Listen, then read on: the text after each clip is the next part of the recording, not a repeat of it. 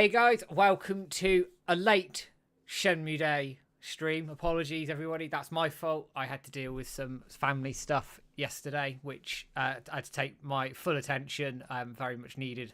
But we are here, one day late. Let's get Shenmue 4, hashtag Shenmue Animate 2. Hope everybody's doing well. As ever, I have my esteemed co-owner, colleague, James with me. How are you doing?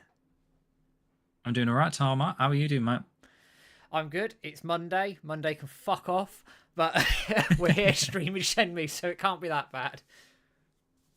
I can't keep up with the days, man. Monday, is it? Okay. Monday the 5th of February, which is already scary that we've gone through a month of the year. It's scary. It is scary. But we say this every year, don't we? It's not, this time it just rolls from your Christmas period to your New Year to like partway through the whatever we're on now, February. Just a blink and you miss it mentality into it. But it's like I say, it's every year. Every year since about 25, I'd say. It doesn't stop, does it? It just keeps on rolling, and it's scary that every year it just feels a little bit quicker. How many months are there in January? 31. It feels like it. Is it a 28-day month or 29 this year? This year. It's a leap year. Is it? Leap year? Wow. A leap year, which also to do means... something. What can we do on the 29th to make it special? I don't know what day. Has anyone got any ideas? I don't remember what day it is. So I think it's a Thursday or something. I could be wrong. Making that up as I go along. No, right. It's Thursday, you're right, yeah. Oh, bloody hell. I'm good. Means I get paid that day, apparently. And it also means if we're in a leap year, it's the European Championships for football and the Olympics this year. Okay. They're always in a leap year, oddly. Where's the Olympics this year? Paris, I think. And the European Championships are in, I think, Germany, I want to say. But I don't think I knew that either. There you go. We're not here to talk football. We're here to talk Shenmue, and we're going to segue. We can be. Well, we can be, but I don't think people would be too impressed. We are going to dive into a new section, but before we do that, I'm going to quickly say hello to some people who have popped up in chat already. Starting at the bottom, I can see Neron Henry in Ninty Gold, Retro Godfather, Terry, somebody called Skill Jim. Who's that? Sonosuke, William Lovering, Pazuzu UK, who's a newbie in chat. Thank you for joining in. I can see Renners, Andy ACS is in as well. Rhino is in at the top of the stream there as well. And yeah, guys, thank you for dropping in, and I'm sure others will drop by as we get on with the evening. But we are going to go into some Shenmue news. We actually have some Shenmue news for the first time in a little while. Yeah. Actually, quite a lot. I'm surprised. But yeah, we have, guys. So first up, I'm going to start with a couple of giveaways that we've got going on. Shenmue Day, of course, which was yesterday. Obviously, we're a day late here. But you can still take part in the 2 giveaways we've got there. So we've got the entire Shenmue collection on Steam, Shenmue 1, 2, and 3. So get involved on that if you want a code. Hand over to a mate or something. And Retro Gamer, Ryo Hazuki, the black cover, the really nice one that's got the sort of like the nice embossed petals. Yeah. To may or not have inspired Shenmue World. That style is pretty cool. Moving into the actual Shenmue news, we've got we're trying to sort of promote Shenmue 1 and 2 on GOG. We're going to give this a mention here, guys. So let me put it up. If you use, what's the full name? Is it Games on GOG.com? GOG.com. What's the G stand for? I have absolutely no idea. Games on something, right? Sure it is. Galaxy of Games. There you go, from Rhino. So if you're a Galaxy of Games member, Matt's going to pull it up on the screen. I can't see it yet, Matt, so I don't know if you have yet. It should be popping up right now for everybody. Go. Yeah. So you can see it's third in the list there. I don't know what sort of order this is in, but basically Shenmue 1 and 2 aren't currently on GOG. So elsewhere, I believe there's DRM with that particular PC version of the game, right? Yes. Is that correct? Okay. That's correct. So we're trying to... I thought it was Good Old Games. That's it. I'm sure it's good Old Games. Yeah. I think I don't know. I've never bothered to try and find out. I probably should, really. It's Good Old Games. Yeah, that makes sense. So basically if you use this, log in and just wish list or whatever the phrasing is on GOG, Shenmue 1 and 2. And it's just a little thing we're trying to do to sort of promote the game a little bit more, I suppose. If anything was to happen, it goes on GOG. A few more sales there, I'd have thought. Yeah. I'd buy it again. Can't. Oh, so would I. I need to buy 3 on there, actually. I haven't done it yet. Never mind. Yeah. That's where we could actually get codes as well, to assume like Steam, to give away. Second news article. You've only got a couple of days left on this now. We did mention this in the podcast we did with Stu, which we'll mention in a second. But this is the Retro Gamer Top 100. I've linked the actual news article I made myself here, which is describes everything you need to do basically. So it's very simple. Just send an email with the subject 100, I think it was, or top 100. Just whatever it tells you to do in that article. Make sure you do that, yeah. and then just list your 20 top games of all time from the inauguration, if that's like the word for like the first thing of video games, all the way up until Xbox, the original Xbox era, that sort of era. So GameCube, PS2, etc. Just list your top 20 and put Shenmue 1 at the top, of course. Shenmue 2 second or whatever. I'm just saying that you can't say Shenmue 3 because it's past the timeline, but just go 1 and 2 at least as your top 2. Dojo show I just mentioned with Stu, latest one, season 4. We kicked it off. I think it aired. Was it last Monday? So like this. Last Tuesday. I think last Tuesday. Yeah, so just under a week ago. So if you've not seen it yet, check that one out. It's a really good show. We, what did we do again, Matt? We watched the GDC. Yeah, with Yu Suzuki, and just had a little bit of a chat about Yu Suzuki, about his retro games, and obviously about Shenmue with the chapter tiles and all that sort of stuff. With music and a little bit of a quiz thrown in. I think it's a pretty good show. Yeah. Actual Shenmue news again now. So Ryo Hazuki had a little reference in Like Dragon Infinite Wealth. You talk about this one, Matt, because you did a video on this one. Yeah, I did a video on it. This is a very, I have to say, very well done Easter egg in Like a Dragon Infinite Wealth. So in the game, very early on, you can start listening to podcasts or music, and you pick these up as you go. You can buy them in game, whatever. And one of them, they're talking about their trip around Japan, and then somebody says, "Oh, I'm living in Hawaii, and I came across this kid." But then there's this kid asking about sailors at the harbour when he's having his coffee, and he's going from place to place to place, asking everybody, "Do you know where sailors are? Do you know where sailors are? Do you know where the sailors are?" And he's like, "Dude, it's the harbour." I won't spoil it, but if you listen to it, we've got the video on our YouTube channel, and we've got my analysis video on it as well. It's a very well done Easter egg in Like a Dragon. I don't know who's responsible for it, but whoever it is, if you're watching, thank you very much, because it's brilliant, and it's actually been made with, it's very tongue-in-cheek, ripping the sailors a little bit, but also talking a little bit about a boat trip east, and it makes very specific mention of Ryo's jacket in it as well. Beautifully done, lovingly done. Does it mean anything more? Are Sega getting interested in this sort of thing? I don't know. It's unlikely, which then sort of feeds into the video I released on Saturday, where I talked about whether I think Sega are avoiding Shenmue or not. I won't go too much into that video. You can pick it up yourself. I do think they probably are, and they are making excuses. But we'll leave that point there. The Easter egg is brilliantly done, and wow worth a listen if you haven't got to it already. Or if you've got Like a Dragon Infinite Wealth, make sure you play it in-game, because it's quite funny. You've got it right, Matt. Have you played it yet in the game? I've actually captured the footage. I need to get it off my PlayStation and move it over. Oh, cool. Very good, very good. And it is the first episode of whatever, like the in-game podcast. Yes, it is. Cool. Yeah, very good. Yeah, quality Easter egg, 10 out of 10, like Clunky says there.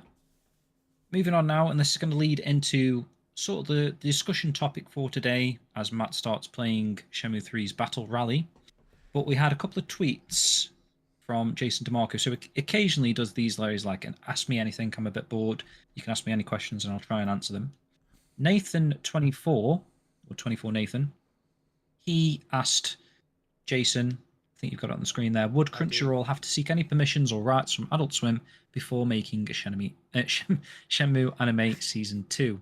And Jason replied, yes, and we would grant them, but they will never do that. So, what does that mean, Matt? It's a difficult one, isn't it? It's really tricky because it says to me that Adult Swim have a very big say in what happens to season 2. I say Adult Swim, Warner Brothers Discovery, Yeah. because Adult Yeah. Swim's headed up by Jason DeMarco, who's he's like executive vice president there or something. So if it's down to him, I'm going to make this very clear. If it's down to him, season 2 would be being made right now, and James and I would be planning how the hell we're going to cover another 13 episodes week to week. It's not.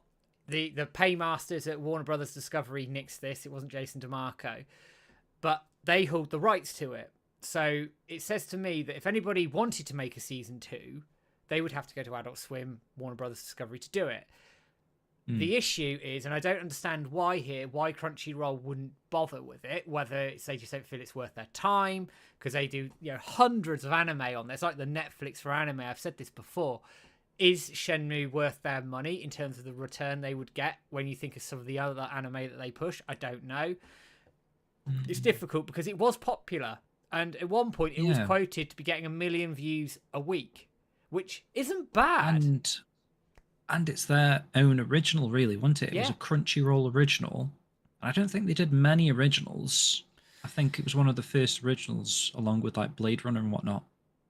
And I'm sure Jason said it was the best performing Crunchyroll original, right? It was their best performing Adult Swim original.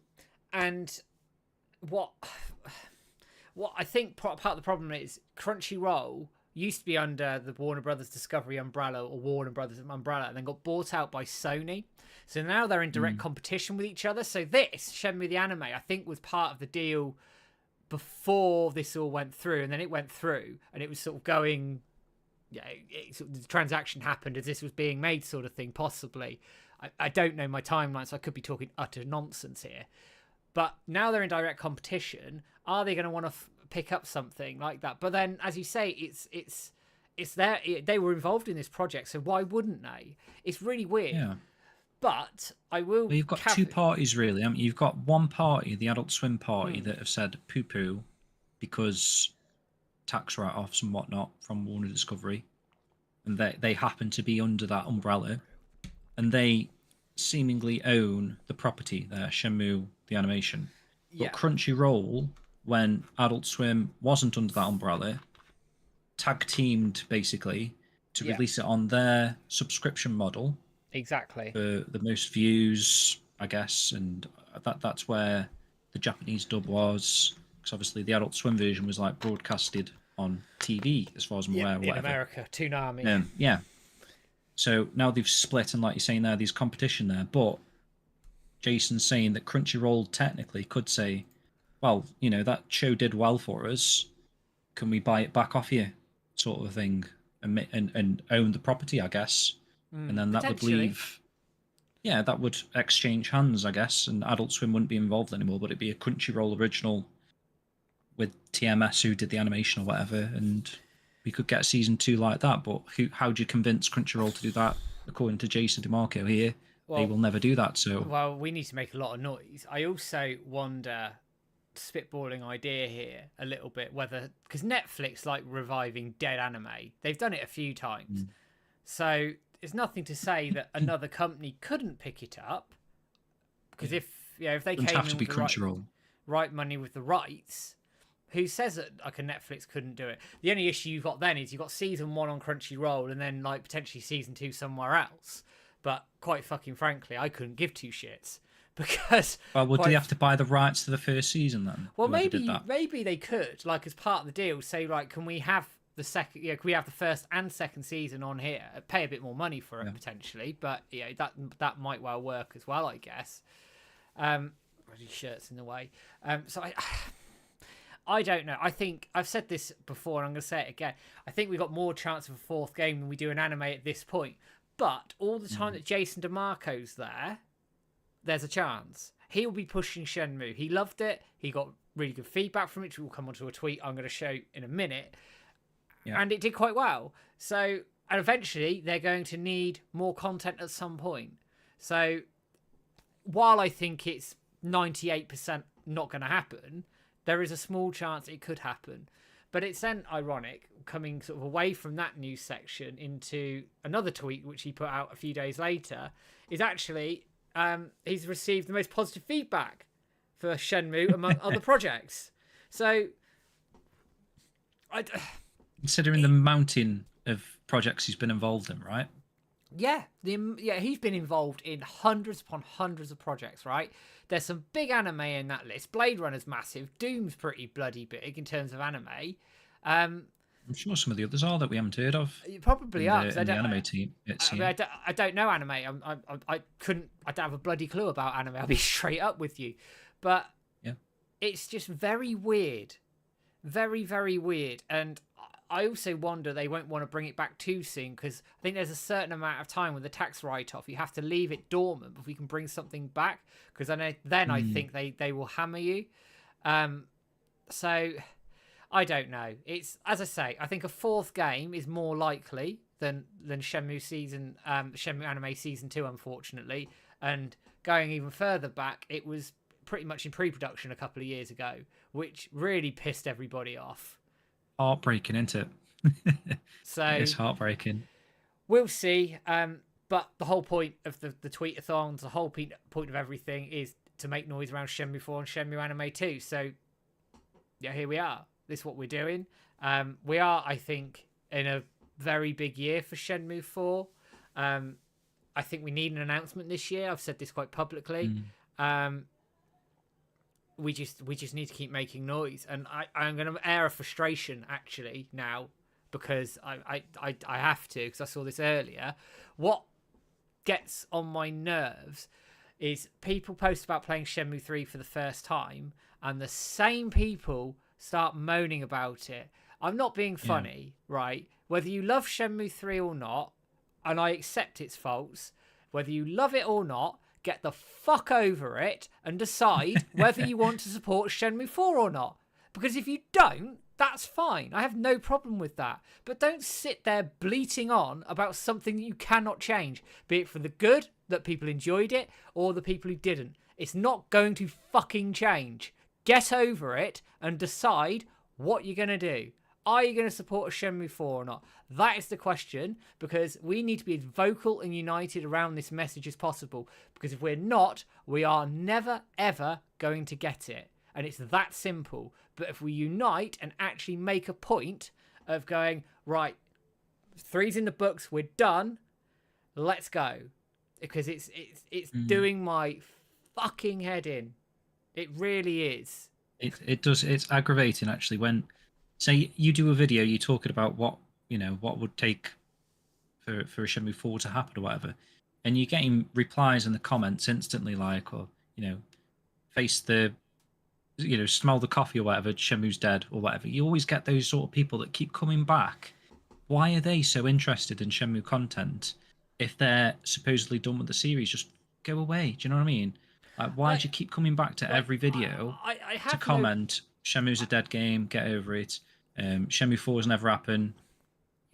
Why have you got these empty sort of comments? I know that's the internet after all, but you put a tweet out, like a nice positive tweet, or like yesterday, let's get Shenmue 4, and then you got some people just comment, I don't think Shenmue 4 is going to happen, guys. But why are you saying that? Why are you publicly writing that in the first place? Who said that it can't happen? I have no problem. It sounds like I have a problem with people expressing an opinion, and I don't have a problem with it. What I have a problem is there's a certain element of this community, I can't speak for everybody, that are so fixated on 3, good or bad, that actually it's doing more harm than good now. And that's the problem. I don't mind people who've never come across the content before going, Shenmue 4 ain't going to happen. I don't mind discussing why I think it can and will continue to do so, because actually I think the more discussion there is around it, the more people will come on board and more content that's out there, and it's a positive thing. It's just the way it is, and it's the way the internet is, and I completely accept that. But I get so frustrated with it that people are so fixated on something you can't change. But we can change Shenmue 4. We can change the path. We can change trajectory. And if we unite, we have absolutely every chance of doing so. But if we don't, then we've had it. We've absolutely had it. Look at things all across the world. When so many people get involved, it changes opinions. It changes, things happen because so many people are backing something to happen. I don't want to get into politics or whatever, but everything that people are like annoyed at or something, if they all gang together, and obviously if they do it in the best way, not like rioting or whatever, but do you That's know what I it. mean? I'm gonna go set If fire to there's a building now. if there's a combined effort for like a positive change, if so many people are behind it that it can't be ignored, then you know changes happen, don't they? Yeah, You exactly. see changes happen in other departments and stuff, but getting the same people. And I saw what Scotty said, like at least some interaction in Shenmue is still a positive. But if those same people, instead of saying like, "Oh, Shenmue's a dead game," just change the message to like, I would hope to see a Shenmue 4 one day. I'm behind it as well.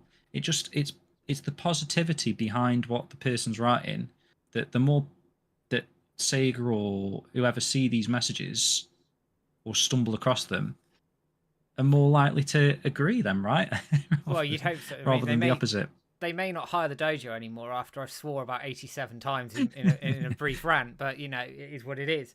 But Mm, I think at the end of the day, we just do need to unite behind it. And like I say, I have no problem with people expressing it. I have no problem with it's the internet. You're free to see. It's free speech at the end of the day.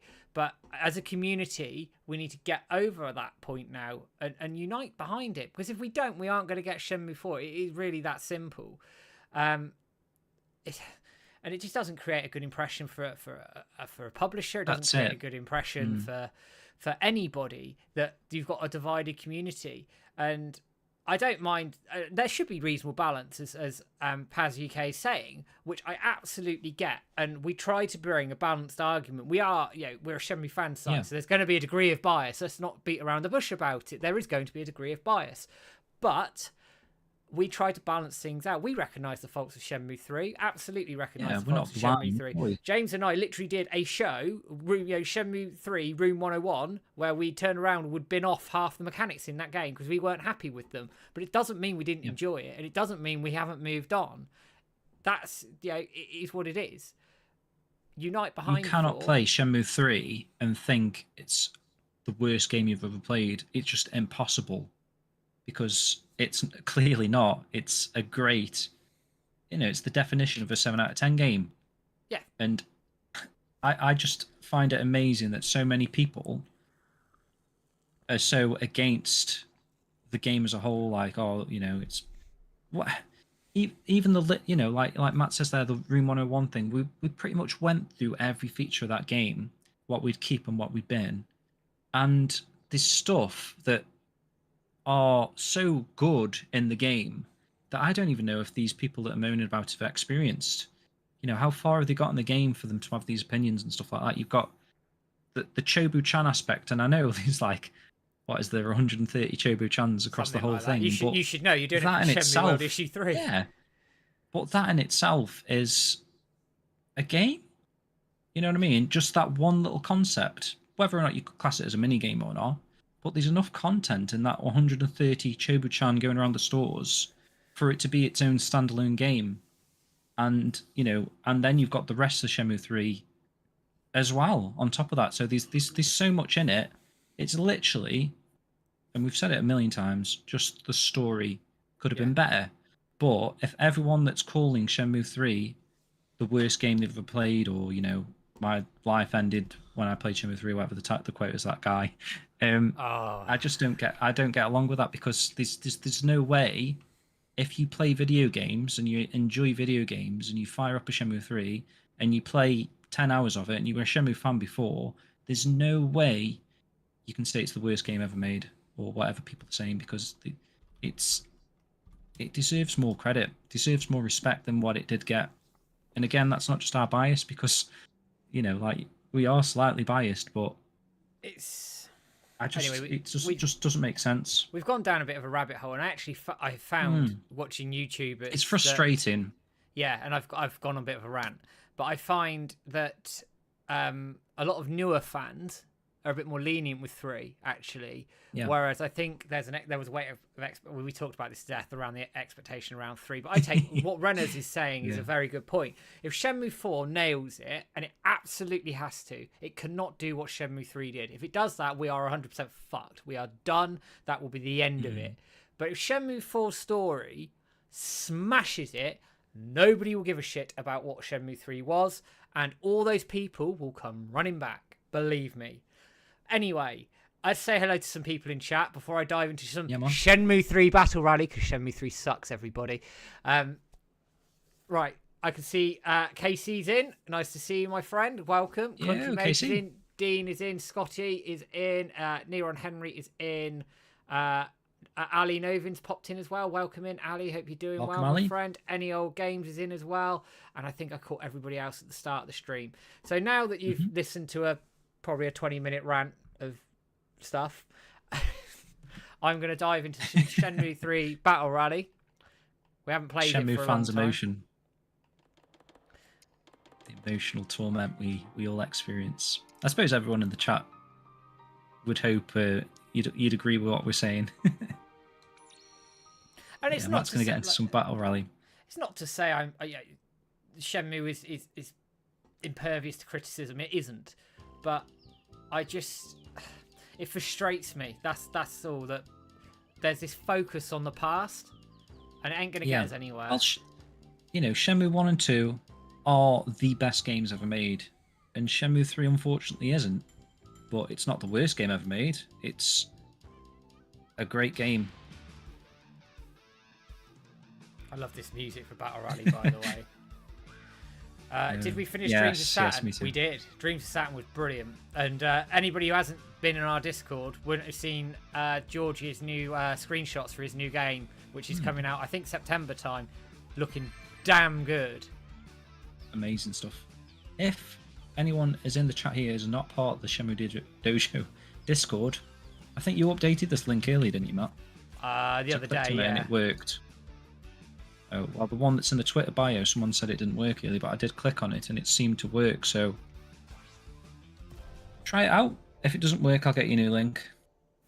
Yeah, Battle Rally. I don't know if anyone's in here that hasn't seen Battle Rally, but Battle Rally's quality as well. I love Battle Rally.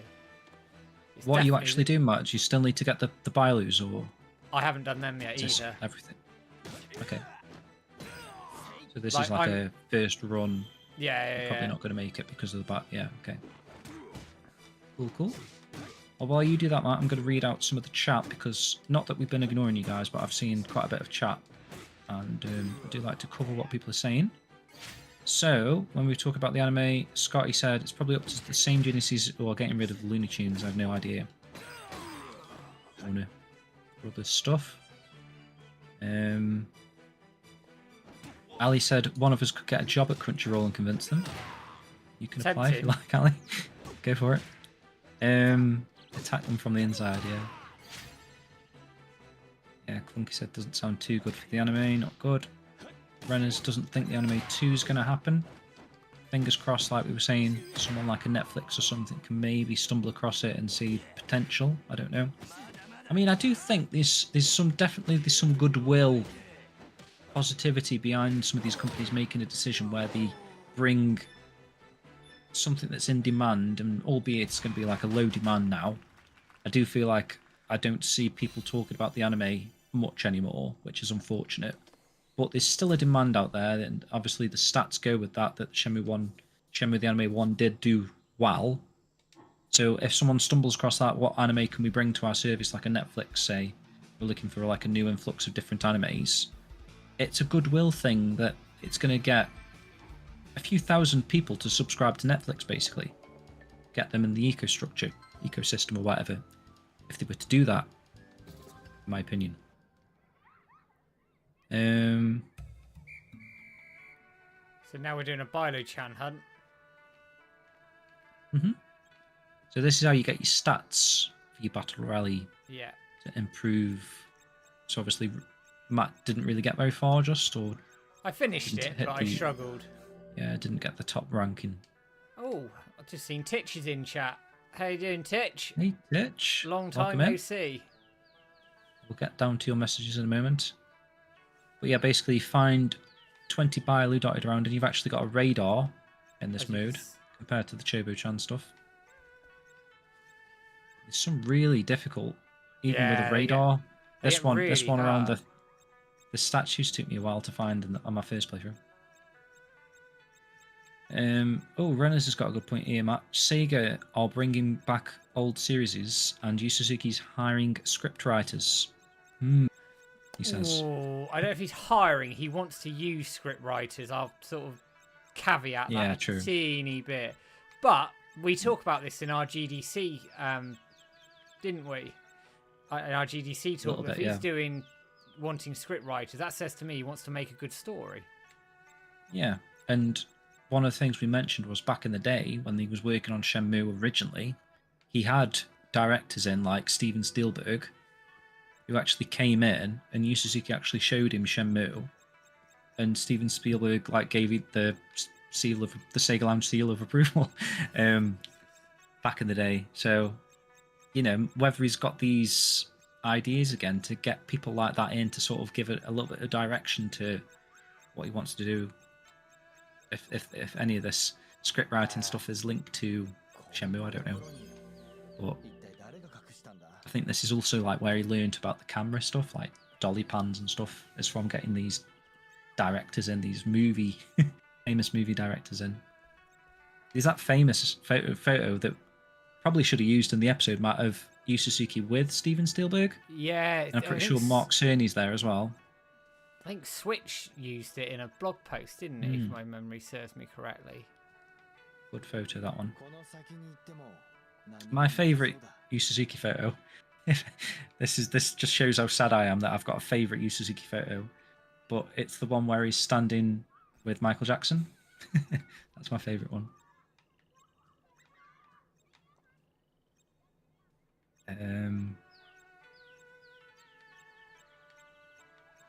Yeah, Ren said it there. Shenmue 3 is not the best, but not the worst game. Matt can be scary sometimes, Clunky says. I think that was when you were going off on one. Me go off on one? Ali thinks... yeah, true. Ali thinks that a violent Shenmue anime with nudity would definitely do numbers. Is that all that was missing, eh? Zomi nip slip or something. Dean says Shenmue 3 with a combined mod pack would help new people playing, as I think it has a solid foundation with the obvious tweaks many of us which have hit the dojo forums. Yeah, I don't think there's many companies or whatever that take mods that the community have made and re-release a game with them included, right? That's just something that's like you go off and discover on your own, I guess. Mods, I don't know.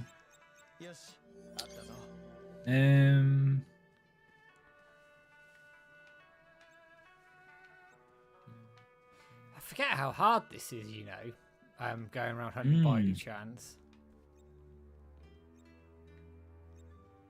Again, consider it's DLC, Matt. It's like a standalone game's worth of stuff, isn't it, really, when you think about it? Because the courses, there's like 6 courses, maybe 6 different Bailu-chan hunts. Very good content. I mean, this is the best part. I mean, the best content for me, and then I think it's slowly followed by the story DLC. Yeah, the Chawan Sign stuff. Yeah. And then I think you're probably into the boat stuff, which is, I think most people would probably put Battle Rally up there. And then... But some of these are, like, really, like, nasty to find. Then you walk so far and you turn back, don't you? So it's like... Where on earth are these other 14?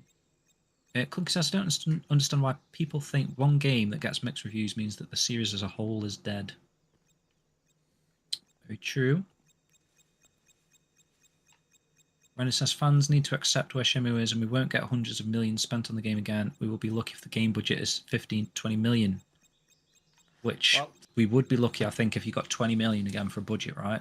Yeah, I mean, funnily enough, Renners, I've actually got a video written that I'm going to record probably for hopefully if I get time for Saturday, which is actually talking about the Shenmue 4 budget and what I think might be realistic, what might not be, and also just some pie in the sky, like if we had a lot of money, sort of stuff. Where would it come from, though? Yeah, that's the part of the discussion. Where's this going to come from? Unless Yusuke becomes an illegal drug mule or something. We might have to, or we will win the lottery or something. Somebody put in the Discord, start Shenmue syndicate. All money goes towards Shenmue. Why not, man? That's a good idea, isn't it, really? Chuck a few quid in. Yeah. If there's like 1,000 of us that do a couple of quid a week, we'll get like 1,000 lucky dip lines. You never know. I suppose if there's 1,000 people doing 2 quid a week, if that all went into a pool rather than a lottery, that's $2,000 a week. How long would it take to get 20 million? Quite It's a going to while. be ages, isn't it, actually? Yeah. Let me just do the quick math on that. So $2,000 times 52 is 104,000. So it would take 20 years. Which, to be fair, guys, that's how long we waited for Shenmue 3. Let's do it.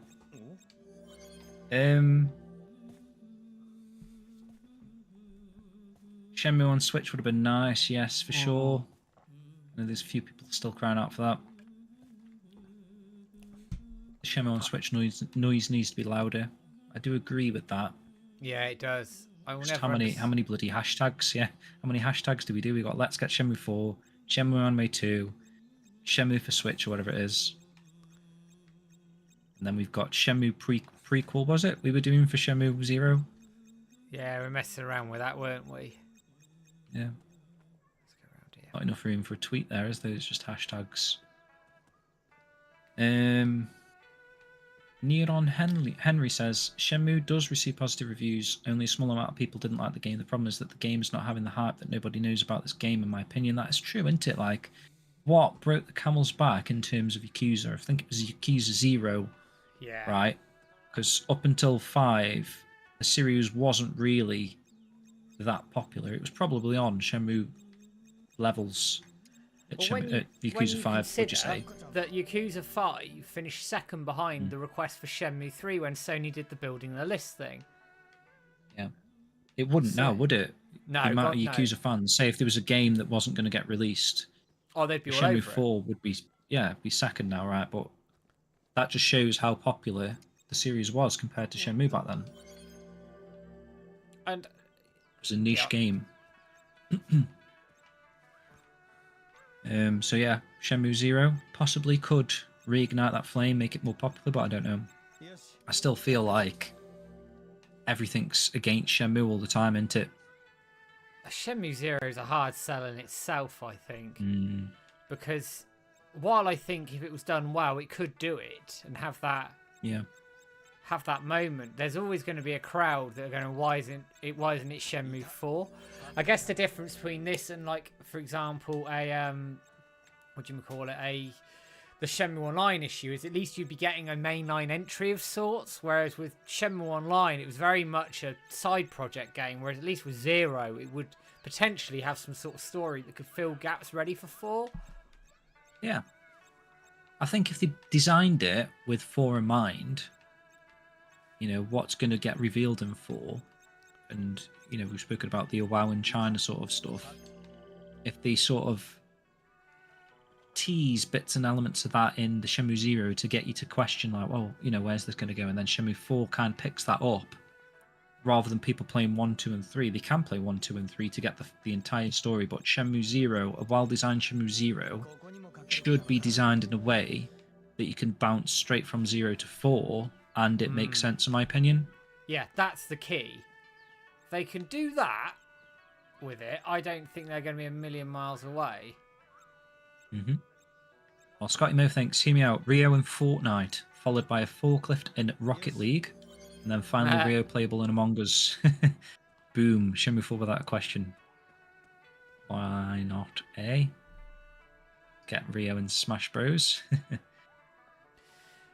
I mean, if they do Virtua Fighter 6, surely that could be a good sell. You've got to put Rio in that. Yeah. Well, what they'd do is they'd have Yakuza characters in it as well, because that's going to make Virtua Fighter 6 even more popular as well, and then add the Shenmue content, and then it's match made in heaven, really, isn't it? Because surely it's a no-brainer, given the history. You would think. I mean, I'm talking out loud here, but for me, it's a no-brainer, given the history of the two games. Andy says, I bet there's a fair amount of people that judge Shenmue 3 based on the Bailu Village section and didn't get to Niaowu. And that is kind of true. As much as I love the Bailu Village stuff, for a fan being introduced to Shenmue for the first time, is it, that latching? How would you phrase that? I don't know if has it got the grip? The grip. It doesn't hook you, does it? I guess. Like for us, I think Bailu Village is like we've always wanted to go to Bailu, so for us it's big and it's important. But for a casual person picking it up, I don't know if it. I don't know. I can see what people are saying there with it. Like it's probably not like a Yakuza fan coming from Yakuza to Shenmue 3. Be like, why do people always compare this to Yakuza? This is nothing. They're down at a little rural village. If it started in Niaowu, on the other hand, then it probably would have more Yakuza fans thinking like, oh, I kind of see what people were getting at here. You've got this big city to explore, shops, and some wacky characters, I guess. Was there ever an in-game checklist of Choba-chans? No, there isn't. But yeah, like Matt said, I'm designing a bit of a guide for issue 3 of Shenmue World, so you can look forward to that. Paper guide, anyway. One more. We've already got a video guide. Yeah, Peter did a few years ago, in fact. Yeah, a really good one.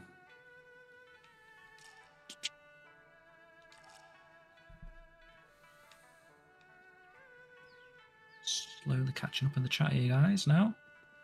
Just got down to when Casey joined. Let's have a look-see. And apologies if I'm missing any old game. Shenmue 4, the subscription service. The way the game's going at the moment, it wouldn't surprise me. Definitely wouldn't surprise me.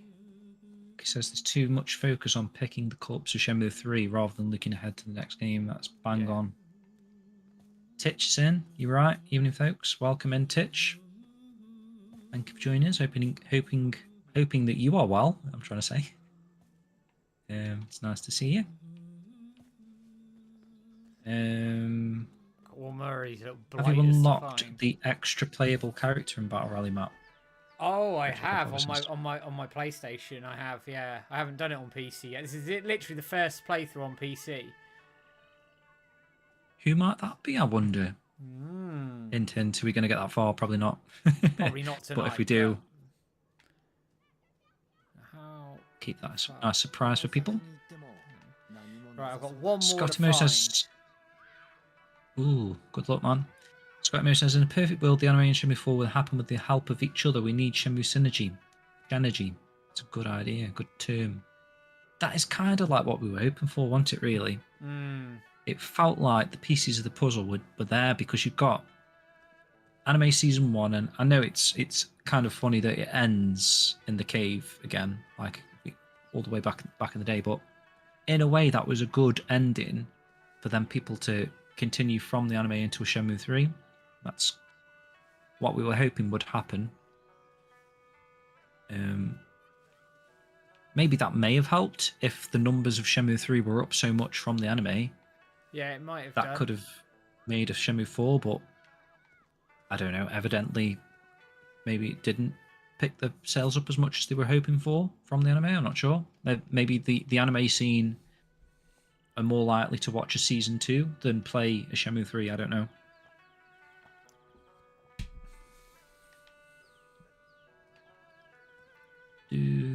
It's very tricky for Shenmue at the moment. I stand by it. We need something this year.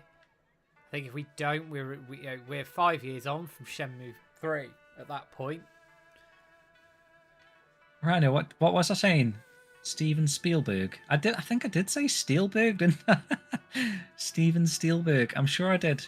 So I thought at the time when I was saying it, it sounded off. Steven Spielberg, that's the one. Where's his little blighter?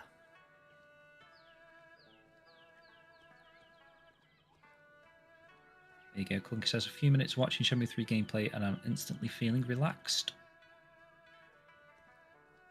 Shenmue 3 is on good old games, actually, GOG.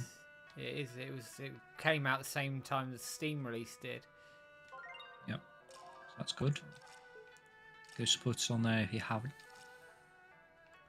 Where are you? If you consider level bugger. creation a mod, then Sega did that with Choo Choo Rocket releasing on Game Boy Advance by including user creation, so we can assume Nintendo took Mario Maker levels from the first and tossed it into Mario Maker 2, but yeah, not many supported the mod scene. Oh, that was in terms of has any game actually utilised mods and re-released them, I guess. I'd play a Game Boy version of Shenmue 4. I'd play any version of Shenmue 4 at the moment. I agree with Scotty actually saying they have to do something for the 25th anniversary this year. Now, surely, like if they don't do anything, we might have to remind them somehow, right? There's potential there for a good marketing push at least. Oh, we've got Zat's in the chat, Matt. I don't know if you said hello. Oh, I didn't see Zat. Welcome in. Nice to see you, man. Zat says he can mule for WiseNet. Happy to take one for the team. Bit of a drug mule. Best part of the boat DLC is the unlockable outfits and that pesky beast. Yeah, that is true. Actually, I do like that you can. Legitimately funny. That is funny, but you can also get the. I don't know if you can get it elsewhere, but the green gi, or whatever it's called, canopy. That's where you get the actual green one that's in the concept art and stuff from the boat DLC. I'm not sure if it's in the actual game somewhere else, or there's like a slight darker green or like a brownish colour. But I remember getting the actual proper green canopy from that big wheel. Where's this little bugger?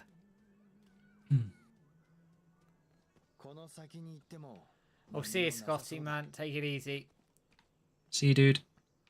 Zat says, I'd absolutely love a WoW-based Shenmue Zero, although Yakuza had the benefit of slightly less connected story, wasn't as big as the main saga disruption to you. Yeah, that's true. Like, Yakuza can get away with like a fresh story every game, but there's still like an overarching things that tie stuff together, whereas like Shenmue is literally in sequence. Very difficult. And someone was on about that the other day. There's no other game series that I'm aware of that has to be played in order. No, not like. I can't think off the top of my head where there's a cliffhanger at the end of every game. It's you might have a game that a series that you play in order, but there's still sort of a resolution at the end of the game. So, when people say, "Oh, don't worry, you can jump in at Resident Evil 5," you don't have to play the first 4 in order to understand what's going on in the 5th game. Whereas Shenmue, you kind of need to play them in order to understand what's going on. You do. I know you can do your homework, you can watch digest videos and whatnot, but that's kind of like what was sort of a problem with Shenmue 3 and what is potentially a problem for Shenmue 4 and beyond, that they're in sequence. But then that is one of the things that I love about the series, because it's so unique in that right, but then when you're trying to introduce a whole new audience that didn't grow up with the game 20 years ago, then it's a difficult sort of sell. It's a much harder sell, isn't it? Where's his last one? Damn it! But then, having said that, why would people complain about having more of something that's a good thing? I know we've all got like lacking for time and stuff, but even so, moaning about a lack of time doesn't stop people from buying and playing every single Like a Dragon Yakuza title. When they were ramping them out, when we had like 10 in a bloody year or whatever it was, when they did like Yakuza 0, Kiwami 2, 3, 4, 5 Remaster Collection, 6, 7, didn't stop people from playing through every single game, even though that's a series that you don't have to play in order. There's like 10 or 11 games of that in a series there that you can jump in at any particular number, but people out there are happy to play through every single game. So it shouldn't really be a hard sell that there's this series called Shenmue and these 3 games. You've got to play through all 3 to understand what's going on. Because just play them.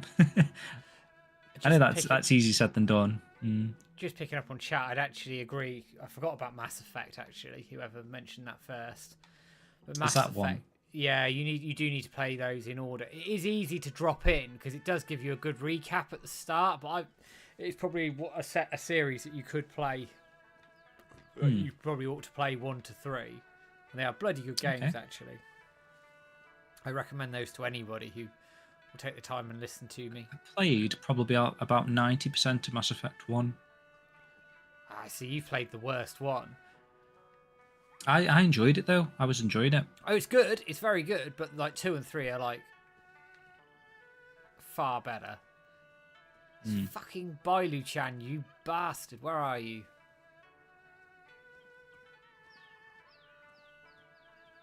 If Shenmue Zero is happening, the story should be before Rio was born, and we can play as Iwao Hazuki. I agree on that, actually. Rhino doesn't know who the secret character is. He sincerely hopes that it's Donyu, he says. Wait and see. It's definitely Wang-san. Nice. Tad says, any thoughts on the Xbox rumours about them kind of going third party? Phil Spencer has now tweeted saying that they'll talk next week. I think it's That is interesting, isn't it, that that's sort of happened? I know... Who was on about it? I don't know if it was Xbox themselves, but I've definitely heard something, whether it was like, maybe it was Easy Allies or something, talking about how the Game Pass subscription model isn't doing as well as it looks like it is, because the amount of money that they're giving to these companies to get their games on their system, like some of the big hitters, is so massive that the amount of subscriptions that they've got kind of aren't covering those fees to get the games onto the platform, something like that. You might know a bit more about it, Matt. I think some of it's legitimately related to what's the word? Like, just because they're not making the money off their exclusives, they're struggling to get consoles sold as well. And they've been setting up to go digital cloud only for a little while, so it makes sense. And I think what they're looking to do is going, you can play it first on Game Pass, but if you want to wait, we'll release it on everything else. They're going purely subscription model, right? So you can buy an Xbox, but you could also play all of the library of games on Game Pass on PC now, and is what they're talking about, that you can then do it on PS4. There's going to be like an Xbox Games Pass icon on a PS4 console. Where the fuck is like there is a Netflix, for example. Bugger. Might have to do a guide for this, Matt. Might have to, because I'll tell you what, this one I can't find. Issue 4 Bailu Hunt Guide. The anime and Yakuza popularity tells me that Sega should rethink a remake of 1 to 3 as a saga. Then, if it sells big, you have the momentum for an next level Shenmue 4. Just again, it's another easy said than done. A remake of 1 to 3 as a saga, like that's going to take a budget and time on its own before you even get to the Shenmue 4 element. Yeah, it is. It's probably too much of a budget for them to risk it. Yeah. Unfortunately. Like, I know when they were trying to do the D3T complete remake or whatever, and they were trying to do 1 and 2 at the same time, why would they not just concentrate on one of them? Why could they have not just made a remake of the first game?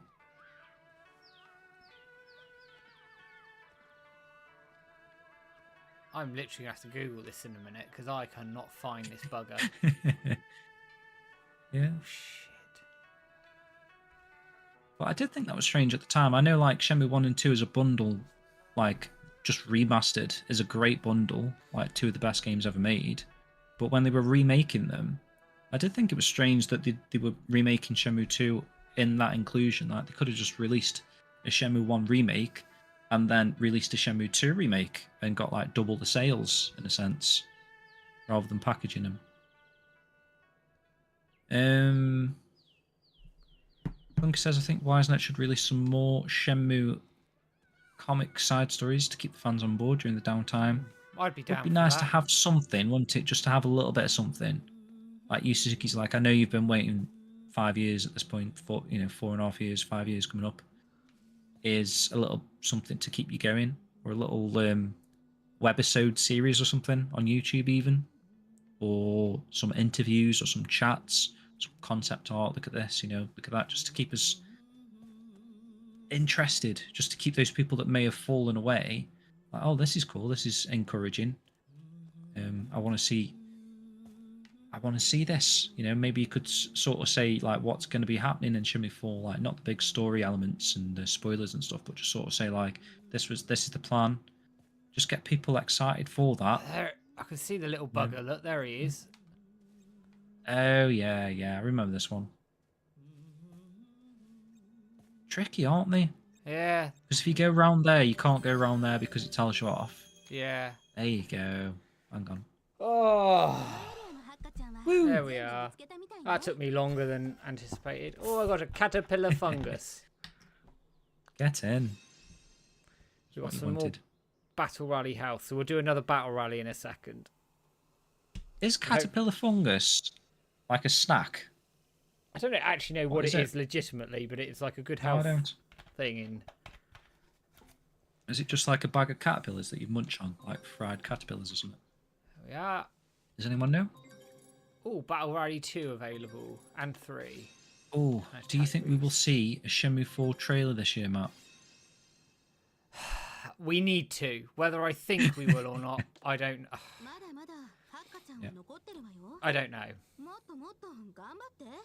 Zat says I like playing Shenmue 2 first and then pretending that Shenmue 1 is actually the real Shenmue 0.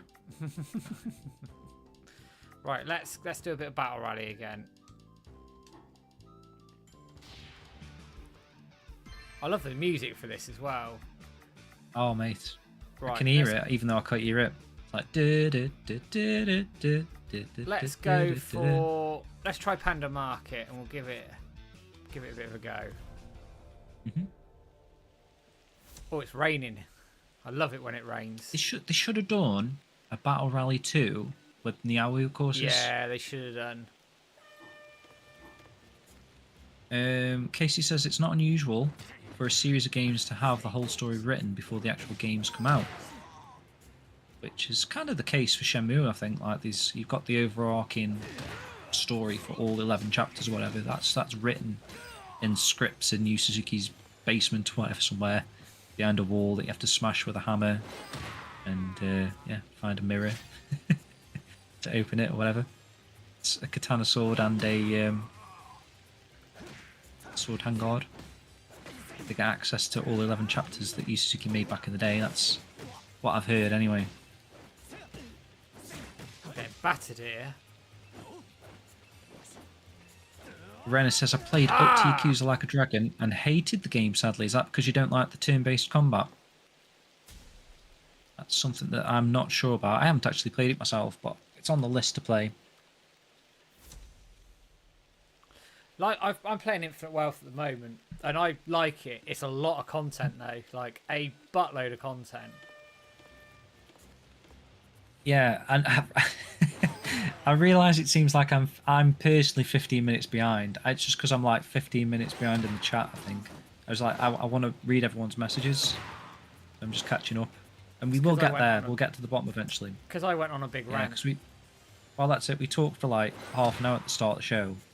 So I was like literally half an hour behind the messages. So if I'm only 15 minutes delayed now, then I've caught up somewhat. And Rhino says, anyone else love Broken Sword? And I do, actually. As soon as that new Kickstarter gets released, I'm going to be backing the... Is it Broken Sword 6? And the remake of the first game, I think. Love stuff like that. Master Mo, welcome. Hey, Master Mo, welcome in. He joined 15 minutes ago, but welcome.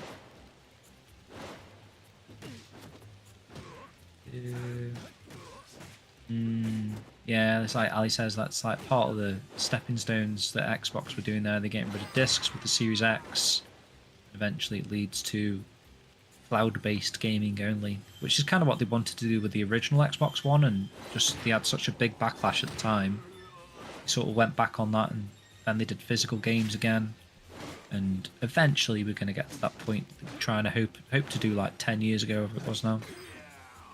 The future of gaming. Although, Matt, I don't know if you've been on TikTok or something, but I'm getting all these videos of these people now wearing these new Apple goggle things. Have you seen them? Oh, yeah, I've seen them. They're quite popular, People aren't just they? walking, yeah, people just walking around the streets and on the subway trains. Ah! They just look daft to me, mate. I know that is probably what everyone's going to be wearing in 20 years when they're like just a tiny pair of glasses that everyone's wearing, but I just think it looks ridiculous I that know. you're going to have all these screens and windows and it just...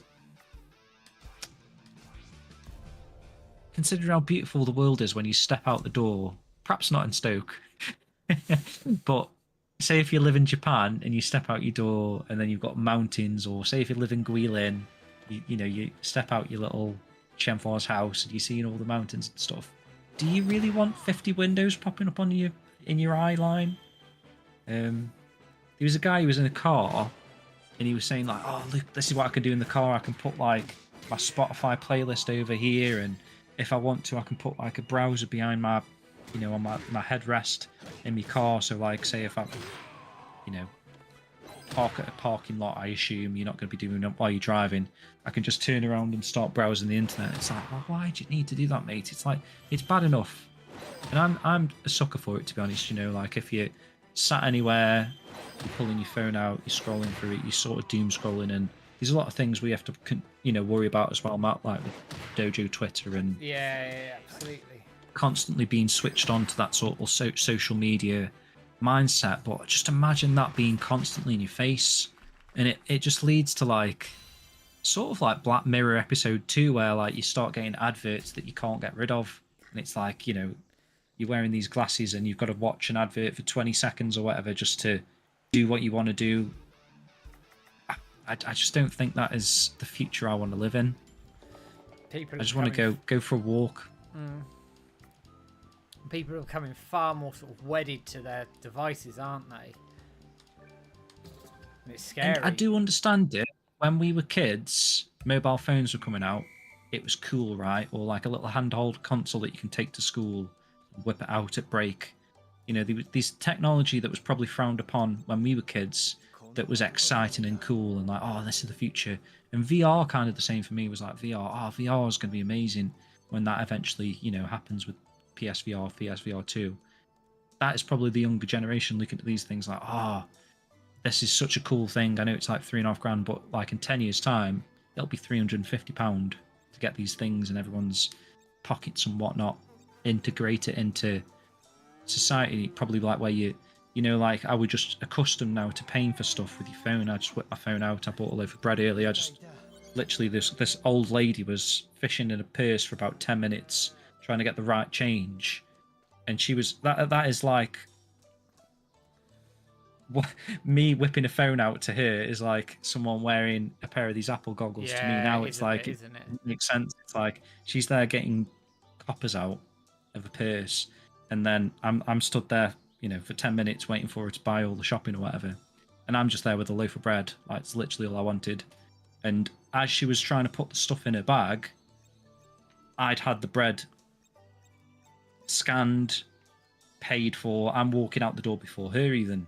That's that's kind of just shows you the difference in technology, I suppose. She's still using copper change and I'm whipping my phone out and thingy. Whereas like in 10 or 20 years' time, I'll probably still be there using my phone if that's a thing, and there'll be a dude with these goggles on, just like blinking or something, and it's paid.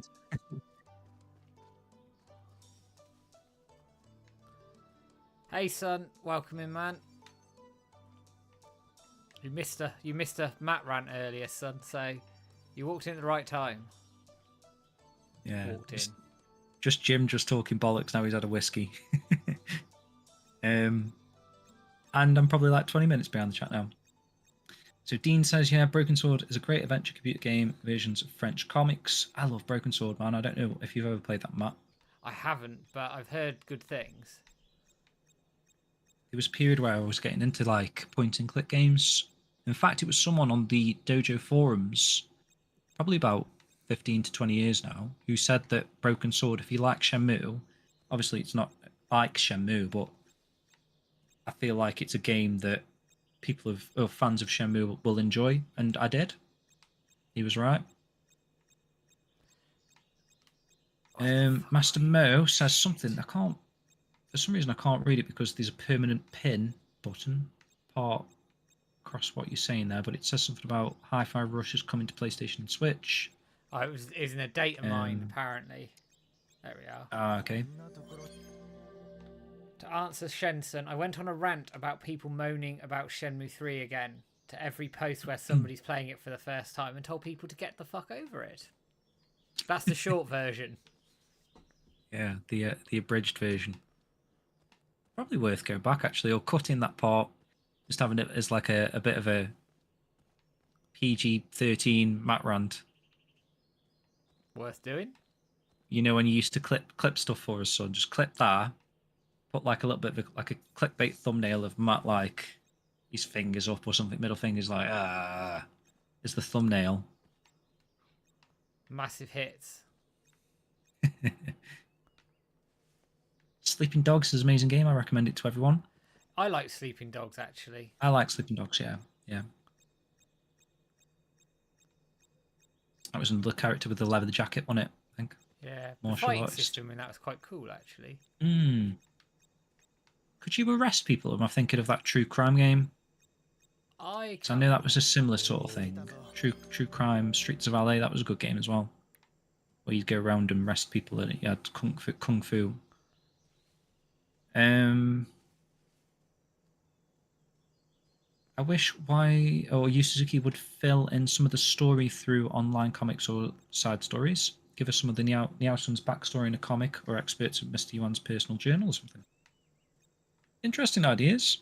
I'd love stuff like that.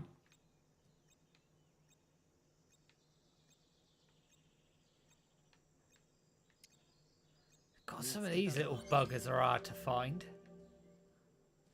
Ooh, that could make a bit of a video question for you, Matt. It's a bit out there, but what if a scummy company like EA got its hands on Shenmue? Then you could talk about all of the card packs that you'd open. Oh yeah, I got Fang Mei, gold Fang Mei. I'd do it. 94 rated Fang Mei. Get all these like cheap boosts and things. Yeah, really milk cash cow the series. One of these ones is hard to find. I think he's like under the fucking... Ooh, Ali says, would you support a Shenmue manga Kickstarter? Yeah. I'd support anything Shenmue related on Kickstarter.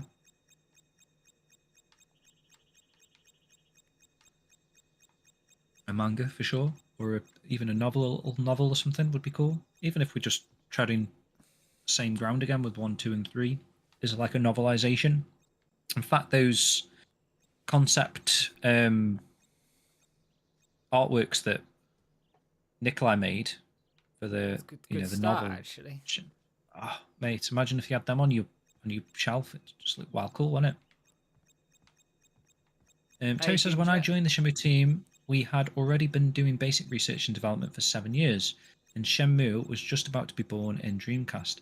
By that time, the Shenmue scenario had already been completed, and everyone involved knew the ending. But that's something I'll take with me to my coffin. Oh yeah, that was Murata-san, wasn't it?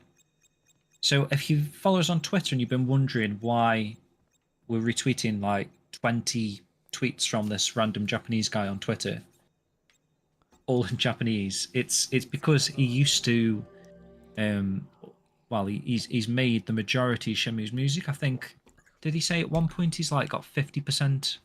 Him and Shenmue's music was Murata-san. Together, though. Yeah, him and Muraiji made the bulk.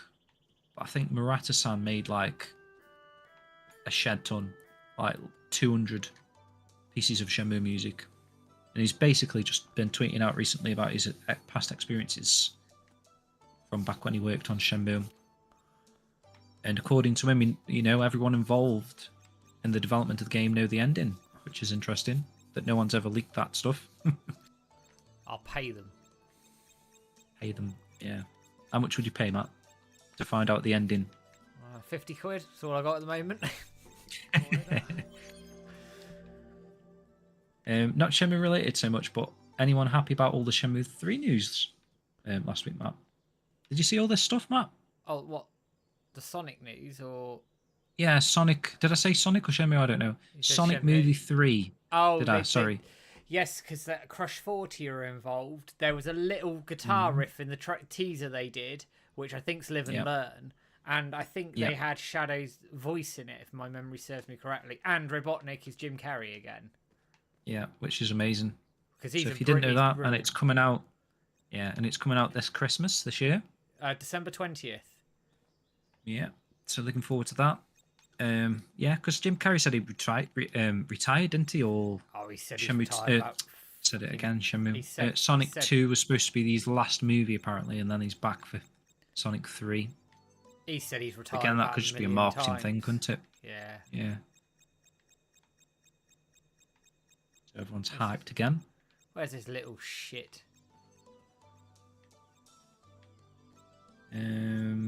Sonic 3 is doing good numbers and all those remake games doing well, all feed into the chances of bold Shenmue decision from Sega. What did you make of the Generations Cross Shadow announcement, Matt?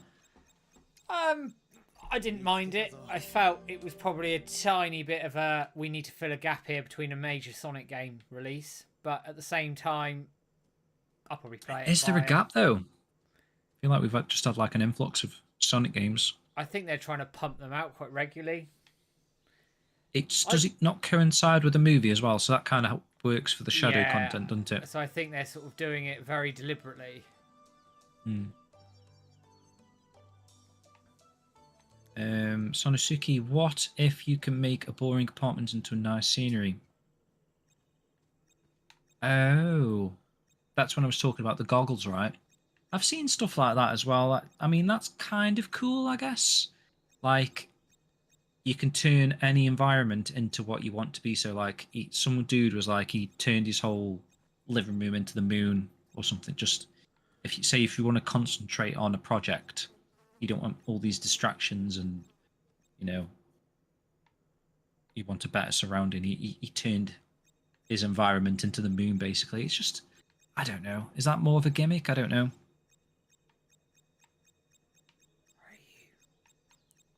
Like, it might be quite cool, say if I want to live in Japan, I can literally make it so it looks like I'm living in Japan. I don't know that would work. Which is quite cool. Ren has always used his Apple Pay. Stu came in while I was talking about all that Apple stuff, so welcome in. Kylie-chan, hunt time it is. And then Shensung came in, so you can see where I am. If I'm still 15 minutes behind, we're catching up. Just Googling these goggles, absolute madness. Yeah, it's just, at the moment as well, they look so insane to wear them. It's like, got like a fishbowl on your eyes. It's that kind of... It's just as the technology improves, and it will, it's going to get mental, isn't it? Yeah. What's that underwater scuba sort of gear that looks like it's around the eyes, like this big metal thing around the eyes? It just looks a bit like that.